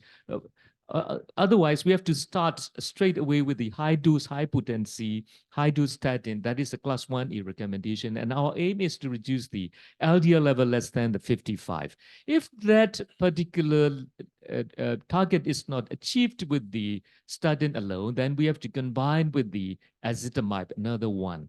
This is a step 2 and class 2B recommendation. If the patient is already on the LLT and it's not the high potency one, then we have to switch to the high potency, high dose statin. If that level is not reached, then we have to combine it with the ezetimibe. And then at the end of the day, if the patient LDL level is still above the 55, then we have to combine 3 medications: high dose, high intensity statin plus ezetimibe plus PCSK9 inhibitors. That's the principle of lipid lowering therapy in patients with the ACS. So we have to see that patients in our follow-up clinic next 4 to 6 weeks after starting the high dose, high statin therapy. And then, but we usually did the lipid measurements in 3 months. But for those particular patients with ACS, we have to repeat in 4 to 6 weeks after initiation of the high dose statin. And then let's see what about the LDL lowering. If it is still above 55, then as I mentioned previously, we have to combine the high dose, high potency statin plus ezetimibe. And then next visit will be in next 4 to 6 weeks and measure the LDL level again. If it is still above 55, then we have to combine that high dose statin plus ezetimibe plus PCSK9 inhibitors theoretically, but practically we don't have PCSK9 inhibitors, so that we have to educate the patient regarding the lipid lowering therapy plus lifestyle modification, dietary modification as well. That's all about the lipid lowering therapy. You need to remember 2 digits, that is the LDL less than 55 in persons with ACS patients. Thank you very much.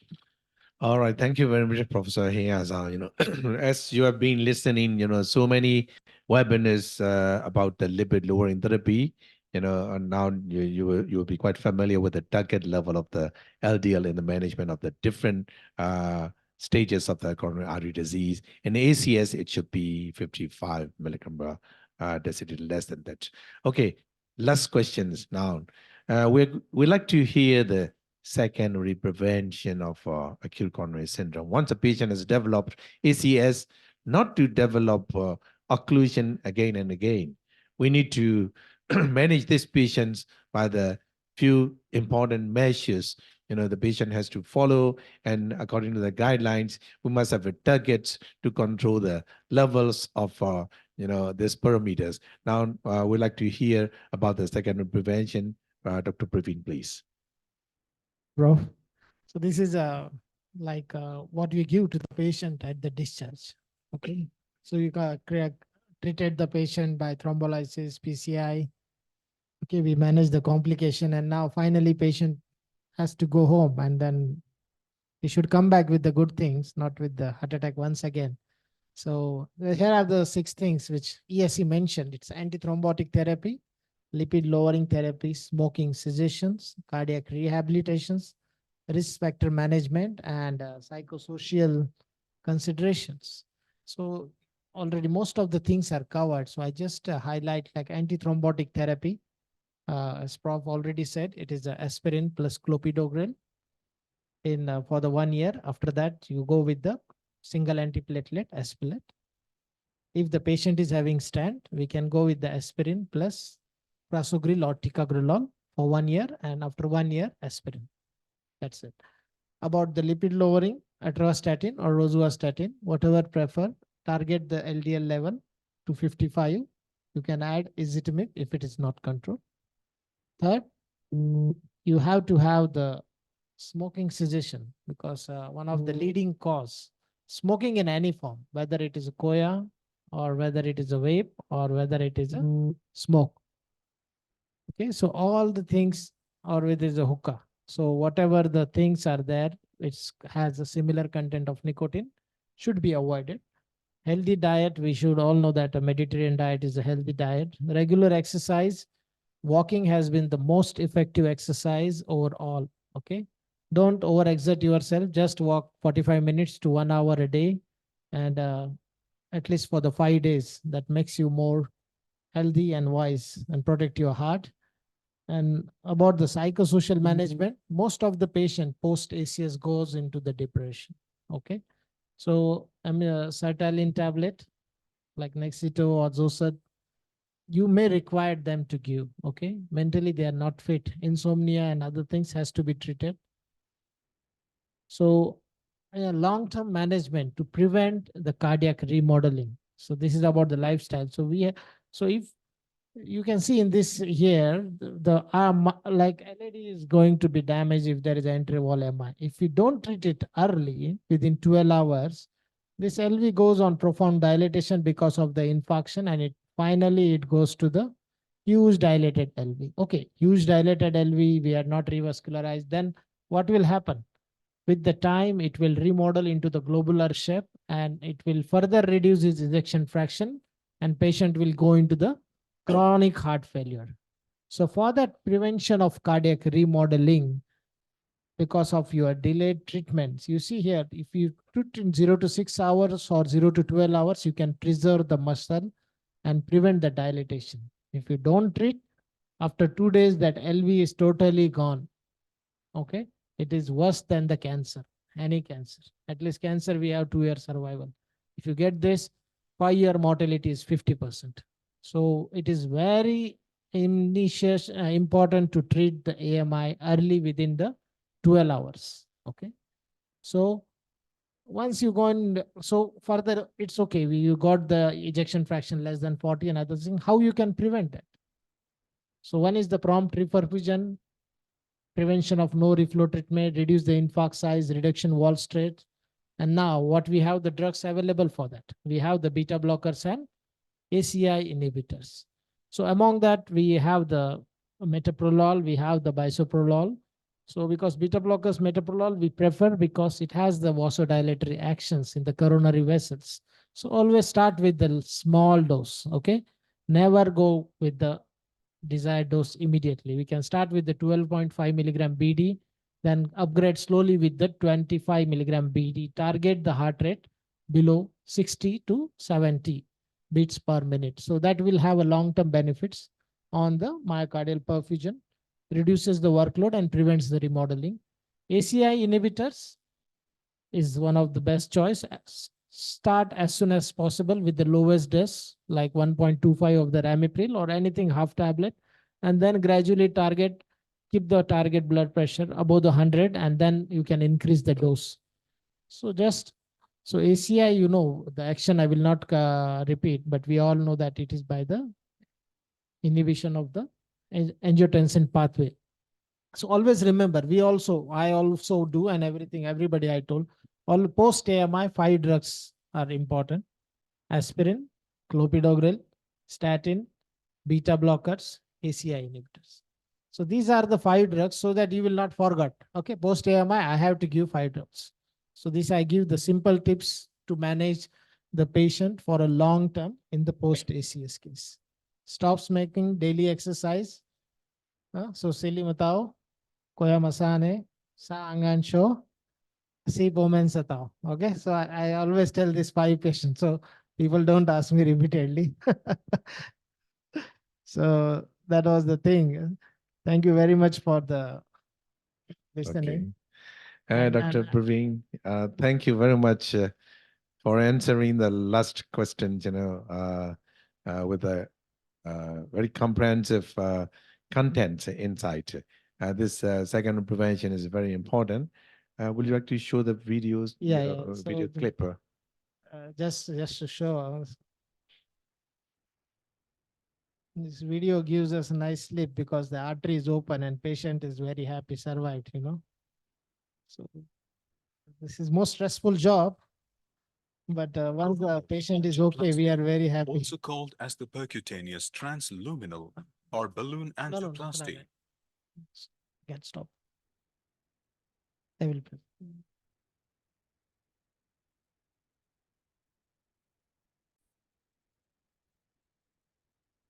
Yeah, so that was the Docho. We had our video don't play at that time. So you see here. So this was the anterior wall MI. Okay, so this is the left-sided system. So this is the circumflex artery, and this is the LAD artery. Okay, left anterior descending artery. Because of the AMI, which is 100% occluded. Okay.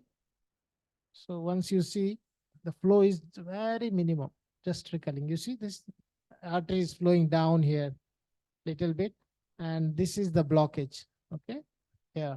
It's 99% blockage with the thrombus.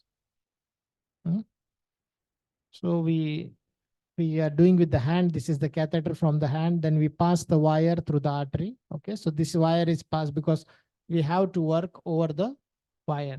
Okay. So now you see this 2 dot, this is the balloon. Okay. We pre-dilate the artery so that the stent can pass easily, because she might have some 90% stenosis on that thrombus form and that occluded. Now you see after the dilatation, the balloon, the artery is quite open.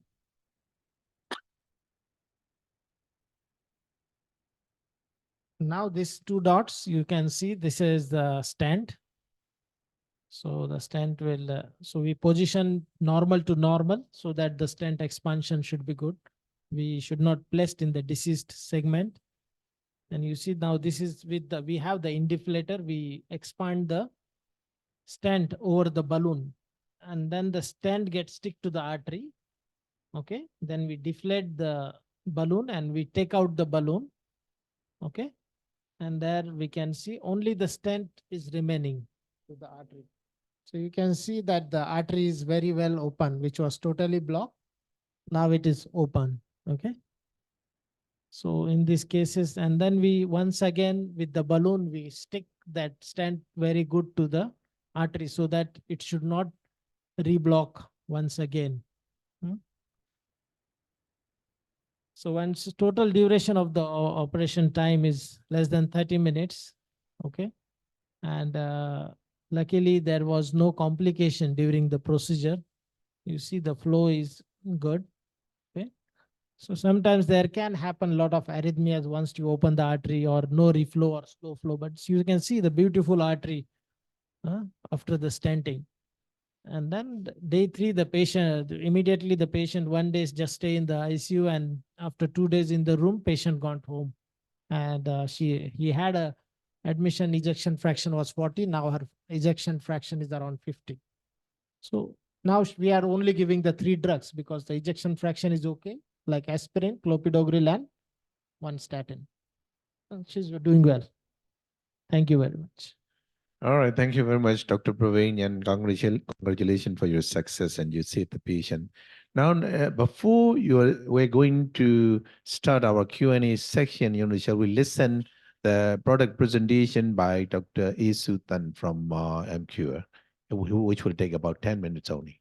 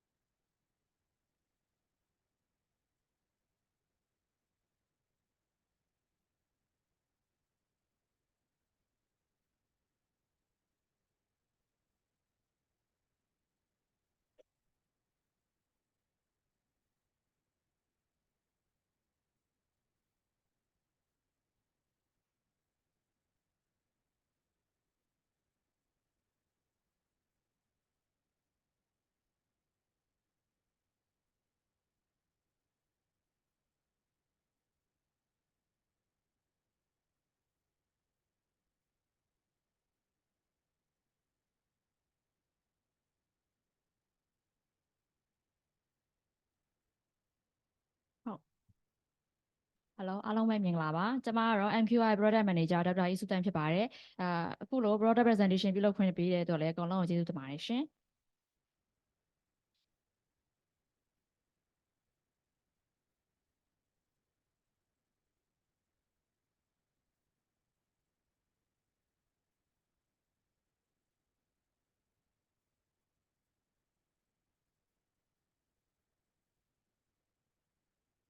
ဟုတ်ဒါကတော့ MQI company profile လေးပါ MQI ဟာဆိုလို့ရှိရင်เนาะဒီ India Pharmaceutical company ထဲမှာဆိုလို့ရှိရင် top 10စာရင်းဝင်ဆေး company တစ်ခုဖြစ်ပြီးတော့ဝန်ထမ်းပေါင်းဆိုလို့ရှိရင်11000နဲ့ဖွဲ့စည်းထားတာဖြစ်ပါတယ်ရှင်နောက်တစ်ခုကကြတော့ဒီ MQI product တွေကဆိုလို့ရှိရင်လည်းနိုင်ငံပေါင်း80ကျော်ကို supply လုပ်နေတဲ့ဆေး company တစ်ခုပဲဖြစ်ပါတယ်ဒါအပြင်ဒီ US တို့ Canada တို့ Europe တို့မှာဆိုလို့ရှိရင်လည်း regulated market အနေနဲ့ strong record ကိုရရှိထားတဲ့ဆေး company တစ်ခုပဲဖြစ်ပါတယ်ဒါတွေမကသေးပါဘူး manufacturing ပိုင်းကိုကြည့်မယ်ဆိုလို့ရှိရင်လည်းMQR ဆိုလို့ရှိရင်လည်း in-house facility အနေနဲ့17ခုရှိပြီးတော့ဒီနောက်ဆုံးပေါ်နည်းပညာတွေနဲ့ oral နေမဟုတ်ဘူးပေါ့နော် injection product တွေကိုပါထုတ်လုပ်နေတဲ့ဆေးကုမ္ပဏီတစ်ခုပဲဖြစ်ပါတယ်ရှင်ဟုတ်ပထမအောင်ဆုံးမိတ်ဆက်ချင်တဲ့ product လေးကတော့ဒီ Elasin ပါ Elasin ဟာဆိုလို့ရှိရင်တော့ပါဝင်တဲ့ molecule က Tanatabase molecule ပါဝင်ပြီးတော့သူကကြတော့ recombinant tissue plasminogen activator TPA အမျိုးအစားဖြစ်ပါတယ်classification ရဆိုလို့ရှိရင်တော့သူက third generation thrombolytic agent ဖြစ်ပြီးတော့ dosage အနေနဲ့ဆိုလို့ရှိရင်တော့40 mg injection မျိုးစားဖြစ်ပါတယ်နောက်တစ်ခုကကြတော့သူ့ရဲ့ထူးခြားချက်ပေါ့နော်သူ့ရဲ့ထူးခြားချက်ကတော့တခြားဆေးတွေလိုမျိုးinfusion လုပ်စရာမလိုပေါ့နော် route administration ကိုကြည့်မယ်ဆိုလို့ရှိရင်လည်းဒီ Elasin က single IV bolus ထိုးရုံနဲ့အဆင်ပြေတဲ့ product လေးဖြစ်ပါတယ်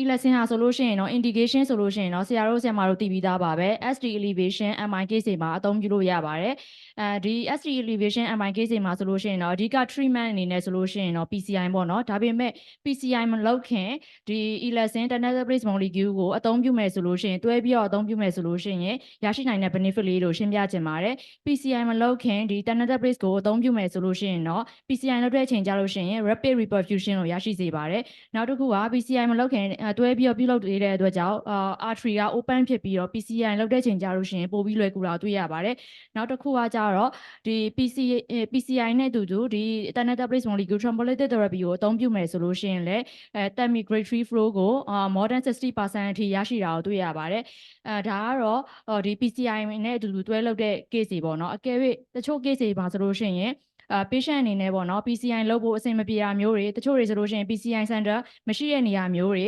PCI လုပ်ဖို့အဆင်မပြေတဲ့ case တွေအချိန်တွေစောင့်ဆိုင်းနေရတဲ့ဟာမျိုးဆိုလို့ရှိရင်တော့ PCI မလုပ်ခင်အချိန်မှာဒီ election tentative molecule ကိုအသုံးပြုမယ်ဆိုလို့ရှိရင်ဘယ်လိုတွေပို့ပြီးတော့အားသာချက်ရှိမလဲဆိုတော့ပြောပြချင်ပါတယ်ဆရာတို့ဆရာမတို့သိပြီးသားပါပဲ STEMI patient တွေအတွက်ဆိုလို့ရှိရင်တော့အချိန်ရအရင်ရေးကြီးရပေါ့နော်အဲ့တော့နည်းနည်းလေးနောက်ကျတာနဲ့သူက patient တွေအတွက်ဒီ NDA ဖြစ်စေနိုင်အသက်အန္တရာယ်ဆိုရင်ရတဲ့အထိဖြစ်စေနိုင်တယ်ပေါ့နော်အဲ့လိုအချိန်မျိုးဆိုလို့ရှိရင်ဒီ PCI မလုပ်ခင်ဒီ election tentative molecule ကိုအသုံးပြုမယ်ဆိုလို့ရှိရင်patient တွေအတွက်လည်းစိတ်ချလက်ချနဲ့ safe ဖြစ်နဲ့အသက်အန္တရာယ်ကိုကယ်နိုင်တယ်ပေါ့နော်ဒါသူ့ရဲ့အားသာချက်ပါအဲ့ဒါကြောင့်thrombolytic therapy အနေနဲ့အသုံးပြုမယ်ဆိုလို့ရှိရင်တော့ election လေးtentative molecule ရှိရဲဆိုတာပြောပြချင်ပါတယ်ဒါနောက်တစ်ခုကကြတော့တခြားfibrinolytic agent အနေနဲ့ရှင်ထားတဲ့အချက်ပါဒီဟာဆိုလို့ရှိရင်တော့တချို့အရင်တော့ဆိုလို့ရှိရင်တော့ streptokinase တွေ antiplase တွေသုံးတယ်ပေါ့နော်ဒီဟာကြတော့ tanatabase molecule ကဒီတခြား fibrinolytic တွေနဲ့ရှင်လို့ရှိရင်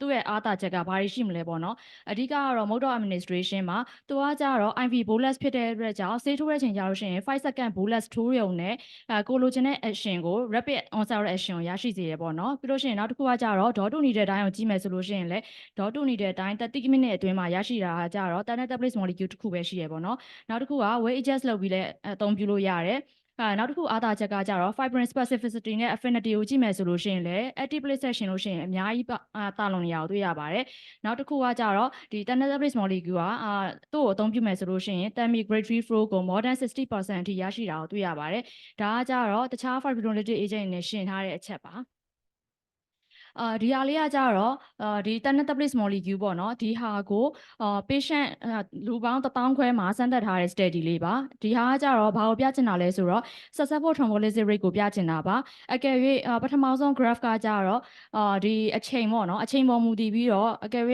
patient ကို less than 3 hour အတွင်းမှာ tanatabase molecule ကိုအသုံးပြုမယ်ဆိုလို့ရှိရင် successful thrombolysis rate က 96% more than 96% ရရှိတာကိုတွေ့ရတယ်ပေါ့နော်အကယ်၍ဒီ late treated patient ပေါ့နော် more than 6 hour မှာဆိုရင်တော့မှဒီ successful thrombolysis rate က 85% ရရှိတာကိုတွေ့ရတယ်ပေါ့နော်ဒါကကြတော့ဒီ tanatabase ကိုစမ်းထားတဲ့ late treated patient တွေမှာစမ်းထားတဲ့ study ပါနောက်တစ်ခုဘေးနားညာဘက် graph ကကြတော့ high risk group တွေပေါ့နော် high risk group တွေမှာဆိုလို့ရှိရင်လည်း elderly ပါမယ် diabetes ပါမယ် hypertension case တွေပါမယ် hyperlipidemia case တွေပါမယ် IH patient တွေမှာဆိုလို့ရှိရင်ဒီလို high risk group တွေမှာဆိုလို့ရှိရင်လည်းဒီ tanatabase molecule ကိုအသုံးပြုမယ်ဆိုလို့ရှိရင် successful thrombolysis rate က overall အနေနဲ့ကြည့်မယ်ဆိုလို့ရှိရင် more than 95% ရရှိတာကိုတွေ့ရတယ်ပေါ့နော်ဒီဟာကကြတော့ဒီလူပေါင်း1000ခွဲမှာစမ်းထားတဲ့ study လေးပါလူပေါင်း1000ခွဲကိုစမ်းထားတဲ့အချိန်မှာဆိုလို့ရှိရင်တော့ tanatabase molecule ကိုအသုံးပြုမယ်ဆိုလို့ရှိရင်successful thrombolysis rate ကို more than 95% ရရှိတာကိုတွေ့ရပါတယ်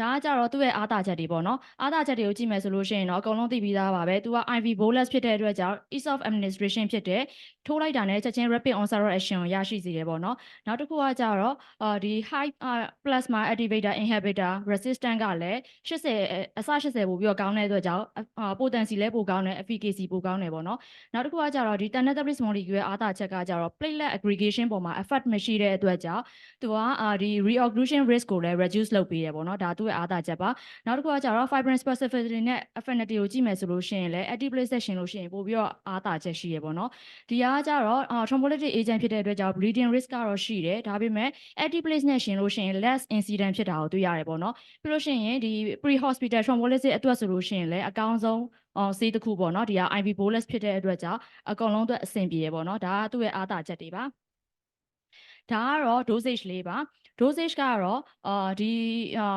election မှာဆိုလို့ရှိရင် tanatabase molecule မှာ 40 mg injection ပါတယ်ပေါ့နော်အဲ့တော့သူကကြတော့water for injection 8 ml နဲ့constitution လုပ်ပြီးတော့ဒီဟာကိုအသုံးပြုလို့ရတယ်ပေါ့နော်40 mg ကို body weight ပေါ်မူတည်ပြီးတော့ကိုလိုအပ်တဲ့လောက်ကိုdose adjust လုပ်ပြီးတော့ထိုးလို့ရပါတယ်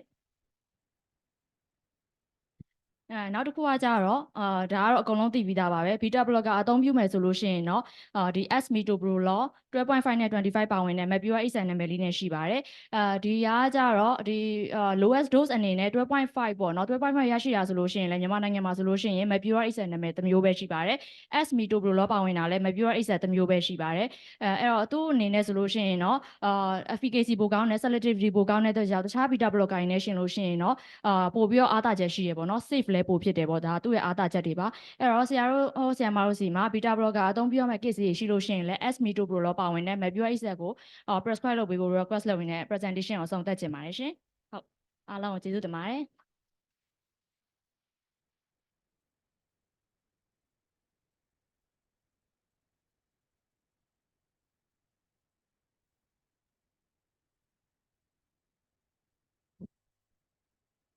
Thank you, Dr. A. Suthan, for talking about technique place, place, and now we are going to start our Q&A section. You can ask the questions here, face to face, as well as through online. I've got a total 15 questions already here, but some of the questions are already answered by the panel members. Probably you have asked the questions before listening their lectures, all right, here, the first questions, I'm going to answer a few questions here, and I'm going to listen the face-to-face questions here. How about troponin in CKD for ACS confirmation? But Professor Hein highlighted the role of, cardiac markers in the diagnosis of ACS, but there are some other causes of high troponins. In such case, how can we confirm the diagnosis? Prof. Hein, please. Okay, let me use a bilingual language. ACS မှာဒါကြောင့်ကျွန်တော်တို့က A.C.S. pathway before embarking to the final diagnosis of ACS. The first one is to assess the ECG ပေါ့ CKD patient ECG changes မရှိဘဲနဲ့တော့ troponin မဖောက်ဘူးပေါ့ troponin level က CKD patient မှာအလကားနေရင်လည်းတက်နေနိုင်တဲ့အတွက် ECG ကတူတယ် and then second thing ကတော့ clinical scenario ပေါ့ patient presenting with the chest pain or angina equivalent or something like that might have suspicious of having the cardiac pain and cardiac origin. Background ကလည်း atherosclerosis ဖြစ်လောက်စရာ hypertension diabetes လည်းရှိတယ်ပေါ့နော် CKD ရှိတယ်ဆိုတော့ရှိဖို့တော့များတယ်ပေါ့ so ဒီလို context လည်းရှိတယ် ECG changes လည်းရှိတယ်ဆိုရင်တော့ it's appropriate to proceed with the troponin levels ပေါ့အဲ့တော့ 2 out of 3 မှာ ECG changes လည်းရှိတယ် clinical scenario လည်းရှိရင်တော့ we can conclude that the particular person might have the ACS ပေါ့အဲ့မှာ troponin လေးပါထပ်တက်နေတယ်ဆိုရင်ဒါ ACS ဖြစ်ဖို့တော့တည်ကြတယ်အဲ့တော့ရှေ့ကနှစ်ခုမပါဘဲနဲ့တော့ CKD patient မှာ increased troponin alone is not sufficient to diagnose that particular person as having the ACS ပေါ့ကျေးဇူးတင်ပါတယ် Thank you ပါ နောက် question လေးနှစ်ခုကလည်းအဲ့လိုမျိုးလေးတွေမေးထားတာပေါ့နော်ဟို general practice မှာ common gastritis တွေလာကြတယ်ပေါ့နော်ဒါတဲ့ခါကျမှ acute coronary syndrome ကလည်း GI symptoms တွေလာတယ်ပေါ့အဲ့ဒါ acute coronary syndrome လား GI symptoms လားဘယ်လိုလုပ်ခွဲမလဲဆိုတော့အမှန်ကတော့ကျွန်တော်တို့က symptom တစ်ခု present လုပ်လို့ရှိရင်စောစောကပြောသွားတဲ့အထဲမှာ atypical presentation ဆိုတာတွေကတော့ရှိပါတယ်ဒါပေမဲ့လည်းအဲ့ဒီ patient ရဲ့ risk factors တွေရှိလားမရှိဘူးလားပေါ့For example, obesity ရှိတယ် diabetes ရှိတယ်နောက်ပြီးတော့ smoker လည်းဖြစ်တယ်နော် the sedentary lifestyle လည်းဖြစ်တယ်သူက high risk person ဖြစ်နေတဲ့အချိန်မှာ GI symptoms ဖြစ်လာတယ် epigastric discomfort တွေနဲ့လာတယ်ဆိုရင်တော့ inferior မှာရှိတဲ့ ischemia တို့ MI တို့တန်တရားရှိတာတော့တန်တရားဝင်သင့်ပါတယ်ဒါပေမဲ့အသက်20ကျော်နော်ဟိုတန်တမာလူတယောက်လာပြီးတဲ့ကျတော့ GI symptoms ဆက်ဒါဆိုရင်တော့လေ ACS များဖြစ်မလားဆိုရင်တော့ကျွန်တော်သိစဉ်းစားကြမလို့ဘူးပေါ့နော်ဆိုတော့ clinical context တစ်ခုလုံးမှာဖြစ်နိုင်ခြေဆိုတဲ့ possible risk factors plus presentation မှာလည်း not only one မှာ A dot C dot S dot ဆိုတဲ့ဥစ္စာမျိုးနဲ့တွဲပြီးတော့စဉ်းစားသွားတဲ့ဥစ္စာတဘာဝကြတဲ့ကြောင့်မလို့ gastritis လား ACS လားဆိုတာတော့ဒီလိုမျိုးပဲစုစည်းပြီးတော့ clinical context မှာခွဲသွားဖို့လိုမယ်လို့ထင်ပါတယ်။နောက်အဲ့လိုမျိုးပဲဒီမှာ another question ကဘာလဲဆိုတော့ if we suspect ACS တဲ့ high risk person နော် symptom တော့မရှိဘူး high risk ဖြစ်တယ်။သောသောပြောတဲ့ဟာတွေမှာပါတယ်။ဒါပေမဲ့သူက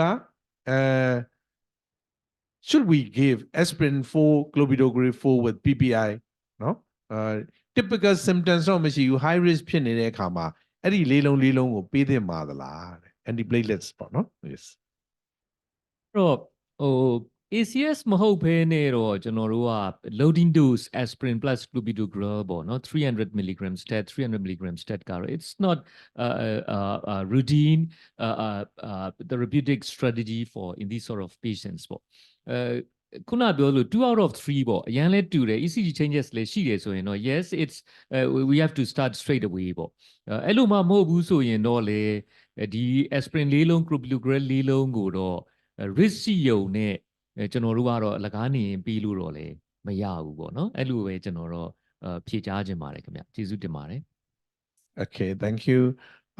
Another one is which test is most commonly used to diagnose coronary artery disease? Now we have talked about the acute coronary syndrome, not a stable coronary artery disease, but for the CAD, at current situations in Myanmar, which test is mostly used? 1 ECG, 2 treadmill stress test, 3 echo, and 4 cardiac catheterization. Dr. Praveen, you should answer this question for that, please. Coronary, thank you. Good question, but very useful for all of us. So coronary artery evaluation, CAD evaluation starts with the first is the normal ECG. Echocardiogram is the basic thing. If the baseline ECG is normal, and if the patient has the symptoms or patient is complaining of the chest pain, further we can go for the echocardiogram. Before going, so these are the stepwise. So on the echocardiogram, we see for the structural abnormalities such as aortic stenosis, mitral valve disease, okay? If that is normal, then you go to the next stepwise, like a stress test, which is an easily available test at the low cost, okay? So if the stress test is negative, then we have the other things. If the stress test is positive, we go towards the coronary angiogram. So for the country like us or whichever part of the world you go, first you should have the basic ECG, then the structural abnormality of the heart. If it is normal, then you go for the exercise stress. If the exercise stress test is negative, 80% of the time you don't have the significant heart blockage. Okay, 20% of the time plus minus, that is a false positive or false negative is possible. Then further evaluation, you can go for the, if it is a low risk like 50 years man, you go for the CT angiogram. If it is 60 with the diabetes, hypertension, smoker, go for the coronary angiogram. Thank you. Yes, another question you should answer again, because what's the background idea of doing the primary PCI within 120 minutes? And then if it's a patient fails to arrive to the hospital within 120 minutes, you know, the patient should have fibrinolytic therapy. Yeah. The question is, what is the idea behind that? The idea behind is, as we repeatedly said, time is the muscle. Okay. The open artery is the most important thing whenever you are treating the patient with the acute AMI. So they say that what we do in angioplasty, basically we open the artery by directly going into the, putting the wire, opening the balloon, putting the stent. The basic aim is to open the artery. So if it is not possible to reach within 120 minutes, just go with the thrombolysis, which will 80 to 90% of the time open the artery, because we don't want to delay the time to open the artery. We can do the primary rescue PCI or stage PCI later after the opening artery. So the 120 minutes time is given because most of the patient, if they reach the primary PCI capable center, can get the definitive treatment within one stop. If it is delayed, please don't get delayed too much because your heart is dying at that time. So at least thrombolyze wherever possible. That is the idea. Yeah. Okay. And then what's the reason behind the use of beta blockers in ACS? Actually, Professor Hein has highlighted the role of beta blockers in ACS. Should we use beta blockers in ACS cases with ECG and clinical features suggestive of RCA lesions, right coronary artery lesions? We need to take care about the patients with the ACS patients with the background of the RCA, because these sort of persons might have low blood pressure if there's an infarct there. In this sort of scenario, we should take care of the using beta blockers, because as I already mentioned in the literatures, that if the person has risks of having the heart failure or risks of having the low blood pressure or cardiogenic shock, then in these scenarios, we have very much, I think, carefully use the beta blockers in these sort of scenarios. Thank you. Another question is very interesting. You know, if someone is having the atrial fibrillation and who has been warfarinized, in such case, you know, how would you consider the thrombolytic therapy? Dr. Praveen, please. Yeah. Very difficult question, but we need to balance between the INR versus the thrombolytic therapy. At least warfarin. So warfarin, if it is patient is on warfarin, we can directly give the vitamin K antagonist and fresh frozen plasma, 4 units of fresh frozen plasma and vitamin K antagonist, and recheck the INR after 1 hour. After that, we can thrombolyze. Or if the patient, so this is the one option. Second option, if the patient is having on the newer anticoagulations, at that time, we need to give the half dose of anticoagulation and go ahead with the primary PCI. Thank you. Okay, and another one is which sublingual drugs are used nowadays? Role of sublingual spray and how to use the spray. Have you been still using the spray? Good choice. So this is we use in basically in most of the emergency we use the tablet sublingual dinitrate. Okay, isosorbide mononitrate like monotrate, they are the long acting things. Wherever you treat the AMI, we have isosorbide dinitrate, which is like a sublingual nitrile, which is ultra short acting. If you give sublingually, the effect of spray as well as medicine is the same. There is no difference. But in chronic stable angina, where they have to recurrently, they cannot chew the tablets, the spray is the good choice.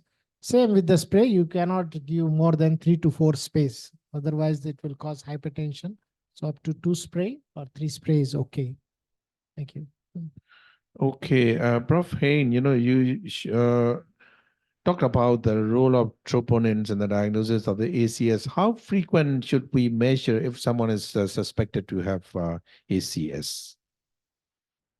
Guideline မျိုးစုံတော့ရှိတာပေါ့နော်တချို့ guideline ကလည်း0 1 2နဲ့သွားခိုင်းတာလည်းရှိတယ်0 hour 1 hour 2 hours တချို့ကလည်း0 and 6ပေါ့ဆိုတော့ကျွန်တော်တို့က we need to repeat at the 1 hour later and then 2 hours later and after that 6 hours later for the sake of safety အဲ့ဒါဆိုရင်တော့တစ်ချိန်မဟုတ်တစ်ချိန်မိနိုင်တယ် because it rises within 2 hours at the peak and then after that still there for up to 7 days လောက်ထိသူကနေနိုင်တယ်ဆိုတော့လေSo we should repeat at 0 hour, 1 hour, 2 hours, and then 6 hours. Yes, that's also another questions. Comment is 1 hour, 2 hours, and 6 hours. This is almost the same. And then another one is a PCI patients. How many % of PCI can save the risk of developing heart failure? It's very difficult to answer, you know, with a definite percentage for that, isn't it? So what I mean that it depends upon the myocardial infarction and the timing of the PCI and the flow during the PCI. Okay. So if the patient is coming between the 0 to 12 hours, definitely the myocardium is going to be saved a lot. But post 12 hours, there will be the high chances patient will go into the recurrent cardiac. Second thing, it is the complication. The flow after putting the stent should have been good. Like TIMI3 flow, we call TIMI3, TIMI1, TIMI1, and TIMI0. TIMI0 is no flow. If we can achieve after the stenting TIMI2 to TIMI3 flow, within the 12 hours, the heart failure chances almost reduced to very less. I cannot give the exact percentage, but significant morbidity can be prevented by doing early PCI with the TIMI3 flow. Thank you, Dr. Praveen. Another one is ECG pattern, you know, tells a prognosis sometimes how to recognize the Wallens and the winter ECGs. Raised this question for medical trainees who are in frontline. Yes, you have already mentioned about ECG changes Wallens and Devenders with the one slides, and probably this a question was asked before your slides.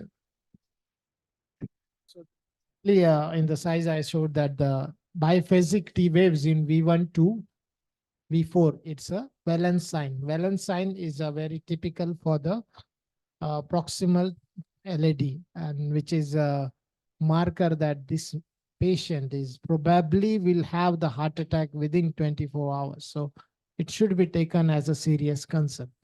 Secondly, the Deventer sign is a T wave invergence with tall T ST segment depression with the tall T wave invergence in the anterior leads. So it is the new sign, which is just within the last 5-7 years. It also has been suggesting the involvement of the proximal LAD. So these cases should not be missed. So this we can classify it as a non-STEMI, but the high risk non-STEMI where the early intervention is required. So Deventers as well as valence sign. Okay, another question is, meant for Dr. Praveen. There's 1 and 2 questions.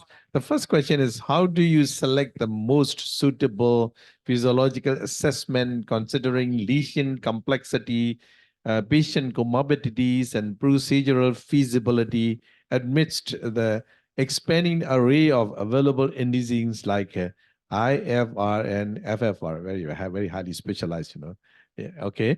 And would you answer this question first, number 1? Yes, number 1. So yeah, these are the newer modalities, but we are using it from the quite long time.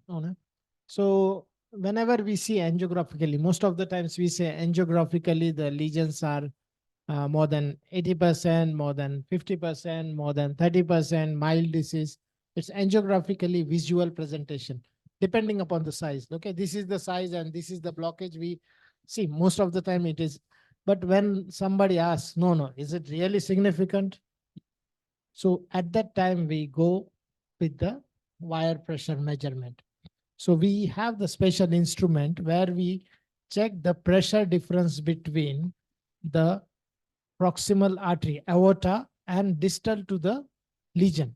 If suppose left anterior descending has the lesion of 90%, or we don't know the lesion, there is a lesion in the LAD. We have the catheter, what I show, we put the catheter, then we have the pressure wire, which measures the pressure before the lesions and one pressure after the lesion. So that is called as IFR. So IFR means instantaneous pressure measurement. So it is without any drugs. FFR is the fractional flow reserved. So during the FFR, after the IFR is calculated, if suppose IFR is 0.90, then we give the hyperemic agents like injection nicorandil, injection adenosine, or injection NTG. And then we measure the pressure difference at the baseline and pressure difference post hyperemic drugs, which can enlarge the distal bed. So the measurements will come on the machine as a baseline, PD minus PA. So if the difference, or if for the IFR, if it is less than 0.90, it is considered as a significant. If on the FFR, if it is less than 0.80, it's considered as the significant. So that is very important tool when if we put the infarct related artery, we stented, and there is another artery, we are doubt whether we should stent or not. So then this is the IFR and FFR are very important tests, which we commonly use for the patient definitely to stent or not. Otherwise, are most of the times for the insurance companies. Yeah, another, highly specialized question. So what role do you foresee for OCT-derived plaque characterization or IVUS-based assessment of the plaque vulnerability in personalized risk assessment and targeted treatments for coronary artery disease in the era of precision medicine? You should briefly answer this question. Yes. So IVUS and OCTs are the newer modalities. IVUS is intravascular IVUS ultrasound of the vessel. Okay. And OCT is optical coherence tomography. Okay. So IVUS basically gives us the idea about the the size of the vessel as well as the calcium inside the vessel. OCT is the newer modality where it gives us the definitive plaque morphology. So when we see in the acute coronary syndrome, as he had showed that it is the erosion of the artery. Okay, it is the broke in the artery, which is basically because of that lipid core is broken. So on OCT, we can clearly see that whether this lipid core has a thin fibrous atheromatous plaque cap. Okay, if it is a thin cap, it's highly that it will break, and that will lead to the acute coronary syndrome. So in that way, if there is a thin fibrous atheromatous plaque in the other vessels, we should seriously thinking of the stenting that vessel. If it is a thick plaque, the thick plaque has a less chances of plaque rupture. So that two differences we can do mainly by OCT. And OCT will also can give the other causes for the acute coronary syndromes like dissection, coronary dissection, or intramural hematoma, okay, or the stent, and it is more also used in the post-stent thrombosis. So these are very important tests, but they are level at the higher level centers where you have to find what is the definitive cause for AMI. Thank you. Thank you, Dr. Praveen, for your complete answer. And another question is very interesting. Please, could you share treatment outline of ACS with originally low LDL level less than 50? Very interesting. Please, Professor Hein. Yeah, a very interesting question. It's just a joke ပါအဲ့တော့ lipid သိပ်နည်းနေတဲ့လူနာမှာ ACS ဖြစ်တော့ကျွန်တော်တို့က lipid တောင်ပြန်ကျွေးရမလို့ဖြစ်နေတာပေါ့နော် less than 50မှာ ACS ရတယ်ဆိုတော့တကယ်တမ်းတော့ actually theoretically speaking there's a still residual risk ဆိုတာရှိပါတယ် if the cholesterol level is less than 55 then we have additional residual risk is there အဲ့ဒါက mainly tackles to the TG triglyceride ကိုလည်းကျွန်တော်တို့ထည့်သွင်းစဉ်းစားဖို့လိုတယ်so that we need to give the fibrates or other things like the omega-3 fatty acids. LDL is still 50 ma. ECS ဖြစ်တယ်ဆိုရင် next thing ကအခု comment ဖြစ်လာတာပါလဲဆို low grade inflammation. ဒါကြောင့် HSCRP ရဲ့ role ကိုသူတို့တွေပြောလာတယ် colchicine လိုဟာမျိုး low dose ပေးပြီးတော့သူတို့တွေဒီလို case မျိုးတွေမှာပေးလာကြတယ်ပေါ့နောက်တစ်ခုကတော့ဘာလဲဆိုတော့ procoagulant states ပေါ့အဲ့တော့သူတို့ဘာပေးလေးရှိလဲဆိုတော့ကျွန်တော်တို့ NOAC တဲကlet's say ဒီဟိုဟာမျိုးတွေပေါ့နော်ကျွန်တော်တို့ဟို NOAC ကို low dose လေးကျွန်တော်တို့ပေးပြီးတော့ဒီလို procoagulant states တွေကို combat လုပ်တာမျိုးတွေရှိလာတယ်ပေါ့နော်ဆိုတော့ if the cholesterol level is still low we still have a chance to have the acute coronary syndrome we need to care about the residual risk ပေါ့နော်ဒီလိုပဲဖြေချင်ပါတယ်ကျေးဇူးတင်ပါတယ် Thank you. And as the time is running short, I'm going to close the section after one question, which is asked about which lifestyle factor has the greatest impact on the patient's health after angioplasty. One is obesity, 2, high blood pressure, 3, sedentary lifestyle, 4, smoking. I think it's everything is important, but there should be the most important one. The best of one which yes, Dr. Praveen is going to answer this question.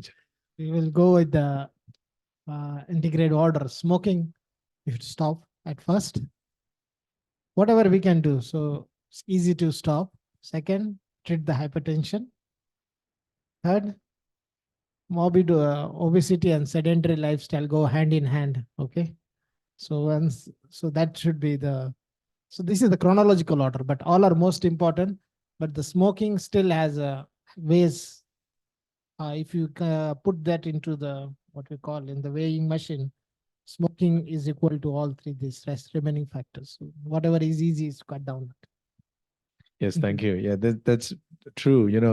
As it is a multifactorial origin, you have to control all the factors rather than single factor.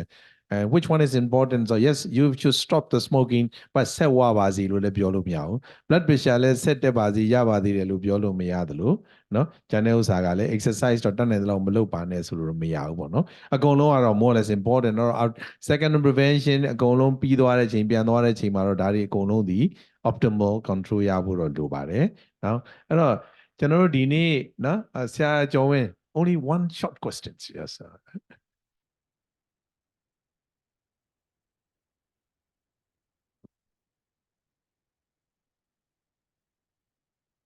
အားလုံးကျေးဇူးတင်ပါတယ်ဟုတ်ကဲ့ဆရာကြီးများအောင်လည်းအားလုံးကျေးဇူးတင်ပါတယ်အထူးသဖြင့်ဟုတ်စားဆရာကြီးဆရာဟိုခင်ရဆောင်နဲ့စတပဗင်းပေါ့နော်ဆရာကြီးဦးစော်လင်းအောင်နော်ဟုတ်ကျွန်တော်မေးချင်တာကလေဟိုဆရာဟင်းရဆောင်ကကျွန်တော်မေးချင်တာအတန်းနဲ့တူတိုးနေပါဟုတ်ကဲ့ဟို dual antiplatelet therapy လေအဲ့ဒီမှာကျွန်တော်တို့က HA60 variation လို့ဆိုလားရင်နောက်ပြီးလို့ရှင် duration ကဘယ်လောက်ပြည့် in the acute coronary syndrome ပေါ့နော်အဲ့တစ်ချက်ကလေးနောက်တစ်ခါကျတော့ what is the role of the calcium score in the assessment of the acute coronary syndrome ပေါ့နော်ကျွန်တော် calcium score ကအခုပေးဖို့လိုသေးလားအဲစစ်ဖို့လိုသလားပေါ့နော်အဲ့ဒါဒီချက် Okay, အဲ့ဒါဆရာဟင်းရဆောင်ကနေပြီးတော့ dual antiplatelet လေးရယ် Praveen, you can highlight the role of calcium score. Okay, we'll finish after that. Okay. Antiplatelet ကတော့ duration အပြင်ကတော့ 1 year ပေါ့ dual antiplatelet therapy aspirin plus ခုန potent P2Y12 inhibitors ရနိုင်ရင်ပေါ့နော်သူတို့ study တွေမှာတော့ကျွန်တော်တို့လူ Asian တွေမှာအထူးသဖြင့် clopidogrel resistance ဆိုတာ mutation gene ရှိတယ်ဆိုတော့ clopidogrel က Asian population မှာနည်းနည်းလေး thrombotic risk ပိုများတယ်လို့ပြောတယ်ပေါ့နော်သုံးထားတာတောင်မှပဲ thrombotic risk ရှိတယ်ဆိုတော့chances တွေရှိတယ်သုံးနိုင်တယ်ဆိုရင်တော့ prasugrel or ticagrelor ပေါ့ဒါပေမဲ့တစ်ဖက်မှာလည်းခုန bleeding risk ကိုကျွန်တော်တို့ကပြန်ကြည့်ရတယ်များသောအားဖြင့်တော့ elderly persons previous history of peptic ulcer disease and then platelet problem ရှိတယ်အဲ့လိုလူမျိုးဆိုရင်တော့ကျွန်တော်တို့က aspirin plus clopidogrel တစ်နှစ်မပေးခြင်းဘူးဆိုရင်တော့ကျွန်တော်တို့က bleeding risk သိပ်များရင်တစ်လတည်းနဲ့ဖြတ်ပြီး aspirin အလုံးဆက်သွားလို့ရတယ်ဒို့ဒီမို့3လအထိသုံးလို့ရတယ်ဒို့ဒီမို့6လအထိသုံးလို့ရတယ်ဆိုတော့6လပြည့်ရင်တော့ကျွန်တော်တို့က we can switch to only antiplatelet 1ပေါ့နော် whether aspirin or clopidogrel ပေါ့ဒါဆိုရင်တော့ကျွန်တော်အဲ့ဒီအားလေးဆရာရမယ်ထင်ပါတယ်နော်ဟုတ် Okay, finally, the role of calcium scoring. Now it's available in some of the, hospitals in Yangon and Mandalay. That's why, could you, answer that last question, please? For actually the calcium score we use for the evaluation of the coronary artery disease, chronic stable diseases, where the risk of, what is the calcium score? Is it actually the old lipid deposited into the coronary arteries? When lipid become aged, it becomes calcium in the coronary. So it is different from others. So it is like a atherosclerotic disease of the coronary artery. So if you see this, if it is more than 400, the patient is having the high risk of atherosclerotic coronary artery disease. So that is clear. So if it is less than 100, mild, 100 to 400, moderate, more than 400, they have the high risk of coronary artery disease. On the contrary, it doesn't mean that calcium score less than 100, they will not have heart attack. If there is a patchy calcium, and so that patchy calcium has been proposed to increase the vulnerability for the acute coronary syndrome. So that is one of the caveat in the calcium score. But one thing, when we are evaluating chronic patient, chronic coronary syndrome, calcium score is definitely important. For the acute coronary syndrome, it mostly it is a patchy calcium which is mainly predisposing for the acute coronary syndromes. Thank you. Thank you, Dr. Praveen. And now we're going to close these sections by saying thank you very much, Professor Yarzar and Dr. Praveen, for answering the questions, raised by me as well as from the attendees, today. And I also like to thank this MCure medical company for kindly supporting this very valuable scientific symposium. Not last but not the least, all the doctors attending here face-to-face as well as online, joining from the various places all over the Myanmar. Thank you very much. Now may I, give stage back to the master of ceremony to proceed this section. ဆက်လက်ပြီးအစီအစဉ်ခုနှစ်ရာ MQI ရဲ့ Country Manager မှာဆရာရိုးနဲ့တကွာတက်ရောက်ပေးပါတော့အနေနဲ့ရရကဆရာမတို့ကိုကျေးဇူးတင်စကားလေးပြောကြားမှာဖြစ်ပါရဲ့ရှင် May I invite Mr. Swatney to give thank you remark.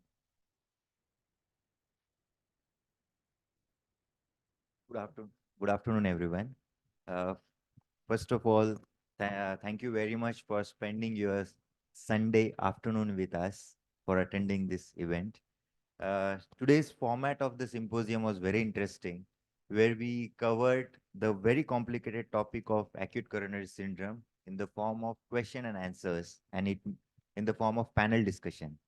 So I would like to thank Professor Aung for such a great idea and coming up with this nice thought of converting the presentation into the question and answer session.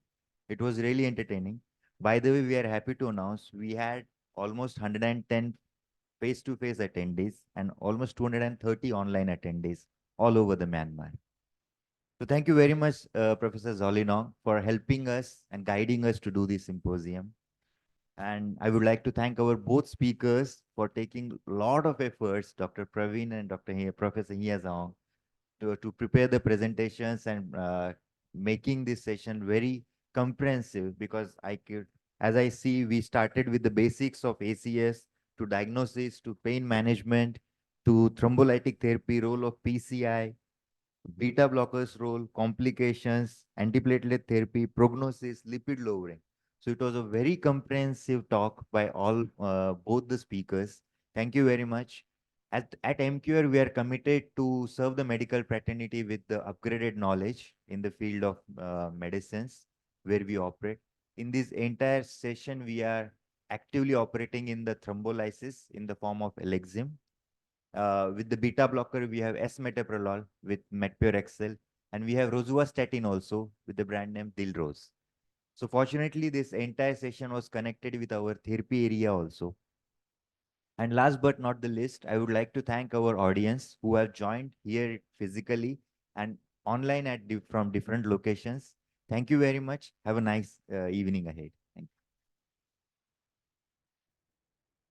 ဒီနေ့ပွဲလေးဖြစ်မြောက်အောင်ပါဝင်ပေးပါတော့ဆရာကြီးတို့နှင့်တကွတက်ရောက်ပေးပါတော့အနေနဲ့ရဲမှဆရာဆရာမများကို MQR မှထက်ဆင့်ကျေးဇူးတင်ရှိကြောင်းပြောကြားရင်းဒီနေ့အခမ်းအနားလေးအောင်မြင်စွာပြီးမြောက်ကြောင်းကြေညာရပါရရှင်